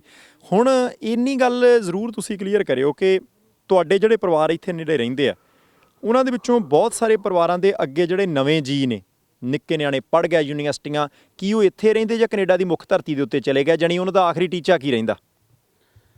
ਮੈਂ ਬਹੁਤ ਖੁਸ਼ੀ ਹੈ ਮੈਨੂੰ ਕਹਿਣ ਦੀ ਇਹ ਗੱਲ ਹੈਗਾ ਕਿ ਮੈਂ ਆਪ ਟੀਚਰ ਕਾਉਂਸਲਰ ਹਾਂ ਹਾਈ ਸਕੂਲ 'ਚ। ਅੱਛਾ ਜੀ। ਜਿਹੜੇ ਆਪਣੇ ਨਿਆਣੇ ਹਨ ਜਿਹੜੇ ਇੱਥੋਂ ਗਏ ਆ ਉਹ ਸਾਰੇ, ਉਹ ਦੋਨੇ ਕਲਚਰਾਂ ਦੇ ਵਿੱਚ ਪੈਰ ਰੱਖੇ ਉਹਨਾਂ ਨੇ, ਕੈਨੇਡੀਅਨ ਕਲਚਰ 'ਚ ਵੀ ਤਾਂ ਆਪਣੇ ਕਲਚਰ 'ਚ ਵੀ। ਉਹਨਾਂ ਨੂੰ ਇਹ ਪਤਾ ਜੋ ਕੁਛ ਸਾਡੇ ਮਾਂ ਪਿਓ ਇਹਨਾਂ ਨੇ ਸਿਖਾਲਿਆ ਸਾਨੂੰ ਵੀ ਤੁਸੀਂ ਸਾਰਿਆਂ ਨੂੰ ਵੈਲਕਮ ਕਰਨਾ। Everything is based on trust, ਜੀ ਰਾਈਟ। ਤਾਂ ਉਹ ਹੱਲੇ ਹੈਗੀ ਆ ਸਾਡੇ ਕੀ ਜਿਹੜੇ ਇੱਥੋਂ ਨਿਆਣੇ ਜੰਮ ਕੇ ਗਏ ਤਾਂ ਵੱਡੇ ਹੋਏ, ਇੱਥੋਂ ਤਾਂ ਜਿਹੜੇ ਕੀ ਪਾਲਦੀ ਦੇ ਇੱਥੋਂ ਗਏ ਆ, ਕਈ ਡਾਕਟਰ ਬਣੇ ਆ, ਕੋਈ ਟੀਚਰ ਬਣਿਆ, ਕੋਈ ਲਾਇਰ ਬਣਿਆ, ਕੋਈ ਪੋਲੀਟੀਸ਼ੀਅਨ ਬਣਿਆ, ਕਾਫੀ ਤਰੱਕੀਆਂ ਕੀਤੀਆਂ।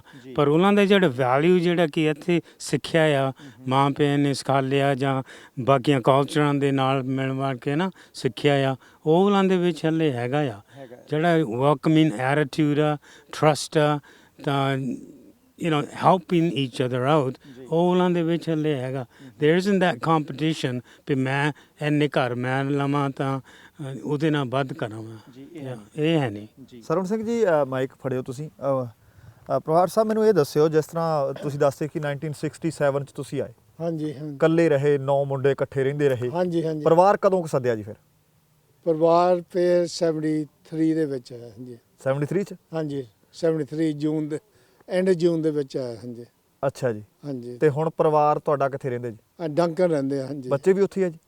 ਬੱਚੇ ਵੀ ਦੋਨੋਂ ਡੰਕਨ ਹੀ ਆ। ਪਹਿਲੇ ਵੈਨਕੂਵਰ ਚਲ ਗਏ ਸੀ ਲੜਕੀ, ਅੱਛਾ ਜੀ। ਉਹ ਫੈਡਰਲ ਗਵਰਨਮੈਂਟ ਦੇ ਵਿੱਚ ਉਹਨੇ MBA ਕਰਕੇ, ਤੇ ਹੁਣ ਡੰਕਨ ਆ ਗਏ ਤੇ ਕੰਮ ਵਿਕਟੋਰੀਆ BC ਗਵਰਨਮੈਂਟ ਲਈ ਕਰਦੇ ਆ। BC ਗਵਰਨਮੈਂਟ ਲਈ ਕਰਦੇ ਆ। ਹੁਣ ਜਦੋਂ ਤੁਸੀਂ ਗਵਰਨਮੈਂਟ ਦੀ ਗੱਲ ਲਿਆਂਦੀ, ਮੈਨੂੰ ਇਹ ਦੱਸਿਓ, ਕਿਉਂਕਿ ਕਈ ਵਾਰੀ ਹੁੰਦਾ ਕੋਈ ਹੈਰੀਟੇਜ ਸਾਈਟ ਬਣ ਜਾਂਦੀ ਹੈ, ਜਿਵੇਂ ਆਪਣੇ ਐਬਸਪੋਰਟ ਸਾਹਿਬ ਦੇ ਵਿੱਚ ਗੁਰਦੁਆਰਾ ਸਾਹਿਬ, ਬਹੁਤ ਪੁਰਾਣੇ ਗੁਰਦੁਆਰਾ ਸਾਹਿਬ ਨੇ ਜਿਹੜੇ ਆਪਣੇ ਬਜ਼ੁਰਗਾਂ ਨੇ ਸਭ ਤੋਂ ਪਹਿਲਾਂ ਆ ਕੇ ਬਣਾਏ ਸੀ। ਹੁਣ ਉਹਦੀ ਰੱਖ ਰਖਾਅ, ਉਹਦੀ ਸੇਵਾ ਸੰਭਾਲ, ਉਹਦਾ ਖਰਚਾ ਪਰਚਾ, ਉਹਨੂੰ ਵੱਡੀ ਸਾਰੀ ਗ੍ਰਾਂਟ ਕੈਨੇਡਾ ਗਵਰਨਮੈਂਟ ਨੇ ਦੇ ਦਿੱਤੀ ਹੈ। ਕਿ ਤੁਸੀਂ ਕਦੇ, ਕਿਉਂਕਿ ਇਹ ਹੈਰੀਟੇਜ ਬਿਲਡਿੰਗ ਹੈ, 100 ਸਾਲ ਤੋਂ ਪੁਰਾਣਾ ਹੋ ਗਿਆ, ਕਦੇ ਤੁਸੀਂ ਉਹਨਾਂ ਨਾਲ ਇਸ ਤਰ੍ਹਾਂ ਦੀ ਕੋਈ ਕਾਗਜ਼ ਪੱਤਰ, ਕੋਈ ਵਿਹਾਰ ਕਰਨ ਦੀ ਕੋਸ਼ਿਸ਼ ਕੀਤੀ ਹੈ ਕਿ ਇਹ ਸਾਈਟ ਹੈਰੀਟੇਜ ਬਣ ਜਾਏ, ਤਾਂ ਕਿ ਕੱਲ੍ਹ ਕਲਾ ਨੂੰ ਇਹ ਜਦੋਂ ਤੱਕ ਦੁਨੀਆ ਰਹੇ ਤੇ ਗੁਰਦੁਆਰਾ ਸਾਹਿਬ ਚੱਲਦਾ ਰਹੇ? ਹਾਂਜੀ, ਟਰਾਈ ਤਾਂ ਕੀਤੀ ਆ। ਨਿਰਮਲ ਸਿੰਘ ਬਹੁਤਾ ਐਕਸਪਲੇਨ ਕਰ ਗਏ। ਅੱਗੇ ਕਾਫੀ ਸਾਲ ਕੀਤੀ ਸੀ। ਉਹ ਕਹਿੰਦੇ ਲੈਂਡ ਤੁਹਾਡੇ ਆਪਣੇ ਨਾਂ ਤੇ ਹੋਣੀ ਚਾਹੀਦੀ ਆ। ਅੱਛਾ ਜੀ। ਲੈਂਡ ਹੁਣ ਗੁਰਦੁਆਰਾ ਕਮੇਟੀ ਦੇ ਨਾਂ ਤੇ ਨਹੀਂ ਹੈਗੀ ਨਾ। ਅੱਛਾ ਜੀ। ਲੈਂਡ ਤਾਂ ਪਤਾ ਨਹੀਂ ਕਿ ਫਾਈਨੈਂਸ ਕੰਪਨੀ ਦੇ ਨਾਂ, ਫਾਈਨੈਂਸ ਕੰਪਨੀ ਦੇ ਨਾਂ ਤੇ ਹੈ। ਹਾਂਜੀ, ਲੈਂਡ ਸਾਡੀ ਆਪਣੀ। ਉਹ ਤਾਂ ਕਹਿੰਦੇ ਸੀ ਆਪਣੇ ਹਰਬ ਧਾਲੀਵਾਲ ਸੀ ਨਾ ਆਪਣੇ, ਹਾਂ। ਉਹ ਕਹਿੰਦੇ ਮੈਂ ਤਾਂ ਕੱਲ੍ਹ ਨੂੰ ਕਰਾ ਦਾਂਗੇ ਜੇ ਲੈਂਡ ਤੁਹਾਡੇ ਨਾਂ ਹੋਣੀ ਚਾਹੀਦੀ ਆ। ਅੱਛਾ, ਉੱਤੇ ਹਰਬਤਾਲੀ ਹੁਣ ਤਾਂ ਕਾਫੀ ਪੁਰਾਣੇ ਸਮੇਂ ਦੀ ਪੁਰਾਣੇ ਗੱਲ ਹੈ। ਉਦੋਂ ਦੀ ਗੱਲ ਕਰਦੇ। ਉਹਦੇ ਤੋਂ ਬਾਅਦ ਕਦੀ ਕੋਈ ਚਾਰਾਜੋਈ ਨਹੀਂ ਕੀਤੀ ਕਿ ਇਹ ਕਿਸੇ ਫਾਈਨਾਂਸ ਕੰਪਨੀ ਦੇ ਉੱਤੋਂ ਕਿੰਨੀ ਕੁ ਮੌਰਗੇਜ ਹੋਣੀ ਹੈ ਜੀ? ਕਿੰਨੇ ਕੁ ਦੀ ਹੋਣਾ ਜੀ ਇਹ ਪਾਰਸਲ, ਜਿੰਨਾ ਗੁਰਦੁਆਰਾ ਸਾਹਿਬ ਦੀ ਪੂਰੀ ਲੈਂਡ ਗੁਰਦੁਆਰਾ ਸਾਹਿਬ ਵਾਲੀ ਕਿੰਨੀ ਹੈ ਜੀ ਇਹ ਕੀ ਹਲੇ ਤਾਂ ਉਹਨਾਂ ਨੇ ਕੀਮਤ ਲਾਈ ਨਹੀਂ, ਪਰ it's in the millions of dollars. ਇਹ ਸਾਰਾ ਇੱਕੋ ਹੀ ਪਾਰਸਲ ਹੈ ਸਾਰਾ ਜੀ? ਇੱਕੋ ਹੀ ਪਾਰਸਲ ਆ ਹਲੇ। 93 ਏਕੜ? 93 ਏਕੜਸ ਇੱਕੋ ਹੀ ਪਾਰਸਲ ਆ। ਪਰ ਗੱਲ ਇਹ ਆ ਜਿੱਦਾਂ ਮੋਸ ਹੋਰ ਆ, ਹਾਂ ਸਾਰੇ ਹਰਬ ਧਾਲੀਵਾਲ, ਜੀ ਜੀ, ਹੋਰ ਵੀ ਜਿੰਨੇ ਵੀ ਪੋਲੀਟੀਸ਼ੀਅਨਸ ਆ, ਈਵਨ ਗੋਰੇ ਦੇ ਜਿਹੜੇ ਪੋਲੀਟੀਸ਼ੀਅਨ, ਉਹ ਤਾਂ ਤਿਆਰ ਆ ਰਾਈਟ ਨਾਓ ਹੈਰੀਟੇਜ ਬਣਾਉਣ ਨੂੰ। ਪਰ ਅਗੇਨ ਜਿੱਦਾਂ ਸਰਵਣ ਸਿੰਘ ਨੇ ਕੀ ਸਮਝਾਇਆ, ਜੀ ਜੀ, ਉਹ ਜਿੰਨਾ ਤੱਕ ਲੈਂਡ ਨਹੀਂ ਉਹਨਾਂ ਤੱਕ ਉਹਨਾਂ ਨੇ ਕਰ ਨਹੀਂ ਸਕਦੇ। ਬਿਲਕੁਲ। ਬੈਨੀਪਾਲ ਸਾਹਿਬ, ਦੇਖੋ ਬਹੁਤ ਸਾਰੀਆਂ ਗੱਲਾਂ ਬਾਤਾਂ ਜਿਹੜੀਆਂ ਕੀਤੀਆਂ ਸਰਦਾਰ ਸੰਤੋਖ ਸਿੰਘ ਹੋਰੀ, ਨਿਰਮਲ ਸਿੰਘ ਹੋਰੀ, ਸਰਦਾਰ ਸਰਵਣ ਸਿੰਘ ਹੋਰੀ, ਸਾਰਿਆਂ ਨੇ ਬਹੁਤ ਸਾਰੀਆਂ ਗੱਲਾਂ ਦੱਸੀਆਂ, ਬਹੁਤ ਸਾਰੀਆਂ ਰਹਿ ਗਈਆਂ ਹੋਣਗੀਆਂ। ਦੇਖੋ ਹੁਣ ਸਮਾਂ ਕਿਉਂਕਿ ਮੁੱਕਦਾ ਜਾਂਦਾ, ਖਤਮ ਹੁੰਦਾ ਜਾਂਦਾ ਹੈ, ਪਰ ਇਹ ਪਾਲਦੀ ਪਿੰਡ ਜਿਹੜਾ ਕਿ ਵੈਨਕੂਵਰ ਆਈਲੈਂਡ ਦੇ ਉੱਤੇ ਕਿਸੇ ਵੇਲੇ ਘੁੱਗ ਵਸਦਾ ਸੀ, ਅੱਜ ਸ਼੍ਰੀ ਗੁਰਦੁਆਰਾ ਸਾਹਿਬ ਹੈਗੇ ਨੇ, ਸ਼੍ਰੀ ਗੁਰੂ ਗ੍ਰੰਥ ਸਾਹਿਬ ਜੀ ਸ਼ਸ਼ੋਭਿਤ ਨੇ। ਬਹੁਤ ਸਾਰੀਆਂ 100 ਸਾਲ ਪੁਰਾਣੀਆਂ ਅੰਦਰ ਤਸਵੀਰਾਂ ਪਈਆਂ ਨੇ, ਅਖਬਾਰਾਂ ਦੀਆਂ ਕਟਿੰਗਸ ਪਈਆਂ ਨੇ, ਕਿਤਾਬਾਂ ਤੱਕ ਮੋਹ ਸਿੰਘ ਹੋਰਾਂ ਦੇ ਉੱਤੇ ਲਿਖੀਆਂ ਗਈਆਂ। ਅਸੀਂ ਉਮੀਦ ਕਰਦੇ ਹਾਂ ਕਿ ਸਾਰੀ ਦੁਨੀਆ ਤਰੱਕੀ ਕਰੇ, ਪਰ ਨਾਲ ਦੀ ਨਾਲ ਬੈਨੀਪਾਲ ਸਾਹਿਬ ਮਨ ਦੇ ਵਿੱਚ ਇਹ ਰੱਖਣਾ ਬਹੁਤ ਜ਼ਰੂਰੀ ਹੈ ਕਿ ਤਬਦੀਲੀ ਕੁਦਰਤ ਦਾ ਨਿਯਮ ਹੈ। ਅਸੀਂ ਮਾਨਸਿਕ ਤੌਰ 'ਤੇ ਹਮੇਸ਼ਾ ਤਿਆਰ ਰਹੀਏ ਕਿ ਜੇ ਤਰੱਕੀ ਦਾ ਫਲ ਸਾਨੂੰ ਮਿਲਣਾ ਹੈ ਤਾਂ ਹੋ ਸਕਦਾ ਕਿ ਡਾਮਾਡੋਲ ਹੁਲਾਰੇ ਜਿਹੜੇ ਹੈ ਉਹ ਵੀ ਸਾਨੂੰ ਕਦੇ ਨਾ ਕਦੇ ਸਹਿਣ ਕਰਨੇ ਪੈਣ। ਸੋ ਜਦੋਂ ਵੀ ਵਿਦੇਸ਼ ਜਾਂਦੇ ਆ ਜਾਂ ਕਿਤੇ ਵੀ ਤਰੱਕੀ ਕਰਨ ਦੀ ਕੋਸ਼ਿਸ਼ ਕਰਦੇ ਹਾਂ ਤਾਂ ਮਾਨਸਿਕ ਤੌਰ 'ਤੇ ਹਰ ਤਰ੍ਹਾਂ ਦੀ ਤਿਆਰੀ ਜ਼ਰੂਰੀ ਹੈ ਜੀ। ਸੁਬਾੜ ਸਾਹਿਬ, ਲਗਭਗ ਸਮਾਂ ਸਮਾਪਤ ਹੈ। ਗਿਆਨੀ ਜੀ ਤੁਹਾਡਾ ਵੀ, ਨਿਰਮਲ ਸਿੰਘ ਜੀ, ਸਰਵਣ ਸਿੰਘ ਜੀ, ਤੁਹਾਡਾ ਸਾਰਿਆਂ ਦਾ ਤਹਿ ਦਿਲੋਂ ਧੰਨਵਾਦ। ਬਾੜ ਸਾਹਿਬ, ਇੱਕ ਗੱਲ ਤੇ ਹੈ ਜੀ, ਜਿੰਨਾ ਮਾਣ ਮਹਿਸੂਸ ਹੋ ਬੈਠਿਆਂ ਨੂੰ ਹੋ ਰਿਹਾ ਜੀ, ਉਹਦੇ ਨਾਲ ਨਾਲ ਕਿਤੇ ਦਿਲ ਵਿੱਚ ਝੋਰਾ ਵੀ ਹੈ ਜੀ, ਕਿ ਕਿਵੇਂ ਇਹਦੀ ਸਥਾਪਤੀ ਹੋਈ, ਕਿਵੇਂ ਹੌਲੀ ਹੌਲੀ 1916 ਤੋਂ ਲੈ ਕੇ 1950 ਤੱਕ ਇਹ ਪਿੰਡ ਗਰੋ ਕਰਦਾ ਗਿਆ। ਜੀ, 1955 ਤੋਂ ਬਾਅਦ ਮੇਉ ਸਿੰਘ ਦੀ ਮੌਤ ਤੋਂ ਬਾਅਦ ਹੌਲੀ ਹੌਲੀ ਇਹ ਹੇਠਾਂ ਨੂੰ ਜਾਣ ਲੱਗਿਆ ਜੀ, ਤੇ ਲਗਭਗ 1975 ਦੇ ਵਿੱਚ, 1980 ਦੇ ਵਿੱਚ 15 ਕੁ ਪਿੰਡ ਹੁੰਦੇ 2005 ਦੇ ਵਿੱਚ ਸਾਰਾ ਕੁਝ ਤਬਾਹ ਹੋ ਗਿਆ ਤੇ ਹੁਣ ਸਿਰਫ ਤੇ ਸਿਰਫ ਦਰਖਤ ਨਜ਼ਰ ਆਉਂਦੇ ਨੇ, ਘਾਹ ਨਜ਼ਰ ਆਉਂਦਾ, ਜਾਂ ਸਿਰਫ ਤੇ ਸਿਰਫ ਗੁਰਦੁਆਰਾ ਸਾਹਿਬ ਹੈ। ਜੀ ਬਿਲਕੁਲ ਬੈਨੀਪਾਲ ਸਾਹਿਬ, ਪਰ ਇਸ ਗੱਲ ਦੀ ਜ਼ਰੂਰ ਖੁਸ਼ੀ ਹੈ ਕਿ ਉਹਨਾਂ ਦੇ ਪਰਿਵਾਰ ਜਿਹੜੇ ਅੱਗੇ ਆ ਬਿਲਕੁਲ ਉਹ ਬੱਚੇ ਕੁਝ ਕੋਸ਼ਿਸ਼ ਕਰ ਰਹੇ, ਹਾਲਾਂਕਿ ਭਾਸ਼ਾ ਦੀ ਇੱਕ ਥੋੜੀ ਜੀ ਹੋ ਸਕਦਾ ਕਿ ਮੁਸ਼ਕਲ ਖੜੀ ਹੋਊਗੀ, ਪਰ ਜੇ ਇਧਰਲੇ ਸੱਭਿਆਚਾਰ ਦੇ ਵਿੱਚ ਰਚ ਮਿਚ ਕੇ ਵੀ ਬੱਚੇ ਕੋਸ਼ਿਸ਼ ਕਰ ਰਹੇ ਆ ਤੇ ਆਪਾਂ ਉਹਨਾਂ ਨੂੰ ਵੀ ਸਲੂਟ ਕਰਦੇ ਹਾਂ ਤੇ ਉਮੀਦ ਕਰਦੇ ਹਾਂ ਕਿ ਦੁਨੀਆ ਦਾ ਹਰ ਮਿਹਨਤਕਸ਼ ਜਿਹੜਾ ਬਿਲਕੁਲ। ਉਹ ਆਪੋ ਆਪਣਾ ਸਾਮਰਾਜ ਵਸਾਏ ਵੀ ਤੇ ਉੱਜਣ ਤੋਂ ਰੋਕਣ ਦੀ ਕੋਸ਼ਿਸ਼ ਜ਼ਰੂਰ ਕਰੇ। ਸੋ ਬਾਠ ਸਾਹਿਬ, ਤੁਹਾਡਾ ਵੀ ਤਹਿ ਦਿਲੋਂ ਧੰਨਵਾਦ। ਸਾਰਿਆਂ ਨੂੰ ਸਤਿ ਸ਼੍ਰੀ ਅਕਾਲ। ਸ਼ੁਕਰੀਆ ਜੀ, ਬਹੁਤ ਮਿਹਰਬਾਨੀ ਜੀ। ਦੋਸਤੋ, ਇਹ ਸੀ ਸਾਡਾ ਅੱਜ ਦਾ ਪ੍ਰਾਈਮ ਫੋਕਸ। ਅਸੀਂ ਉਸ ਥਾਂ ਤੋਂ, ਉਸ ਪਿੰਡ ਤੋਂ ਤੁਹਾਡੇ ਰੂਬਰੂ ਕਰਨ ਦੀ ਕੋਸ਼ਿਸ਼ ਕੀਤੀ ਹੈ ਜਿੱਥੇ 1916 ਦੇ ਵਿੱਚ ਪਾਲ ਦੀ ਨਾਂ ਦਾ ਇੱਕ ਪਿੰਡ ਵਸਾਇਆ ਗਿਆ। ਹੁਸ਼ਿਆਰਪੁਰ ਦੇ ਜ਼ਿਲ੍ਹਾ ਹੁਸ਼ਿਆਰਪੁਰ ਦੇ ਵਿੱਚ ਵੀ ਪਾਲ ਦੀ ਨਾਂ ਦਾ ਪਿੰਡ ਹੈ।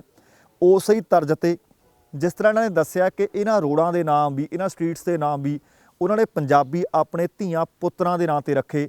ਪਰ ਦੇਖਦਿਆਂ ਸਾਰਾ ਕੁਝ ਇੱਕ ਇੱਕ ਕਰਕੇ ਕਿਰਦਾ ਅੱਜ ਸਿਰਫ ਤੇ ਸਿਰਫ ਗੁਰਦੁਆਰਾ ਸਾਹਿਬ ਸੁਸ਼ੋਭਿਤ ਨੇ, ਪਰ ਪਰਿਵਾਰ ਯਤਨਸ਼ੀਲ ਹੈ ਕਿ ਆਉਣ ਵਾਲੇ ਦਿਨਾਂ ਦੇ ਵਿੱਚ ਇਸ ਪਾਰਸਲ ਨੂੰ ਦੁਬਾਰਾ ਖਰੀਦ ਕੇ ਇੱਥੇ ਫਿਰ ਤੋਂ ਕੋਈ ਨਵੀਂ ਉਸਾਰੀ ਕਰ ਲਈ ਜਾਵੇ।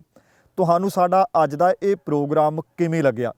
ਇਸ ਪ੍ਰੋਗਰਾਮ ਦੇ ਵਿੱਚੋਂ ਤੁਹਾਨੂੰ ਕੀ ਕੁਝ ਸਿੱਖਣ ਨੂੰ ਮਿਲਿਆ? ਕਿਉਂਕਿ ਅਸੀਂ ਵੀ ਆਪਣੀ ਲਗਭਗ ਸਾਰੀ ਉਮਰ ਆਪਣੇ ਵਾਸਤੇ, ਆਪਣੇ ਧੀਆਂ ਪੁੱਤਰਾਂ ਦੇ ਵਾਸਤੇ ਲਗਾ ਦਿੰਦੇ ਹਾਂ, ਪਰ ਹਸ਼ਰ ਉਸ ਦਾ ਕੀ ਹੋ ਸਕਦਾ ਹੈ? ਕੀ ਅਸੀਂ ਆਪਣੇ ਧੀਆਂ ਪੁੱਤਰਾਂ ਨੂੰ ਸਮਾਂ ਰਹਿੰਦਿਆਂ ਜ਼ਿੰਮੇਵਾਰੀਆਂ ਦੇ ਦਈਏ, ਉਹਨਾਂ ਨੂੰ ਉਹਨਾਂ ਦੀਆਂ ਜ਼ਿੰਮੇਵਾਰੀਆਂ ਦਾ ਅਹਿਸਾਸ ਕਰਵਾ ਦਈਏ ਤਾਂ ਕਿ ਕੱਲ੍ਹ ਨੂੰ ਪਾਲਦੀ ਪਿੰਡ ਵਰਗਾ ਕੋਈ ਵਸਿਆ ਘੁੱਗ ਵਸਦਾ ਪਿੰਡ ਨਾ ਉਜੜੇ। ਇਸੇ ਆਸ ਉਮੀਦ ਨਾਲ ਅੱਜ ਦੇ ਪ੍ਰੋਗਰਾਮ ਦੀ ਸਮਾਪਤੀ ਕਰ ਰਹੇ ਹਾਂ। ਦਵਿੰਦਰ ਸਿੰਘ ਬੈਨੀਪਾਲ ਨੂੰ ਆਗਿਆ ਦਿਓ। ਜਾਣ ਤੋਂ ਪਹਿਲਾਂ ਕਹਾਂਗਾ, ਜ਼ਿੰਦਗੀ ਜ਼ਿੰਦਾ ਦਿਲੀ ਦਾ ਨਾਮ ਹੈ। ਤੁਸੀਂ ਦੇਖਦੇ ਰਹੋ ਪ੍ਰਾਈਮ ਏਸ਼ੀਆ, ਤੁਹਾਡਾ ਆਪਣਾ, ਤੁਹਾਡੇ ਲਈ। ਸਤਿ ਸ਼੍ਰੀ ਅਕਾਲ ਤੇ ਰੱਬ ਰਾਖਾ।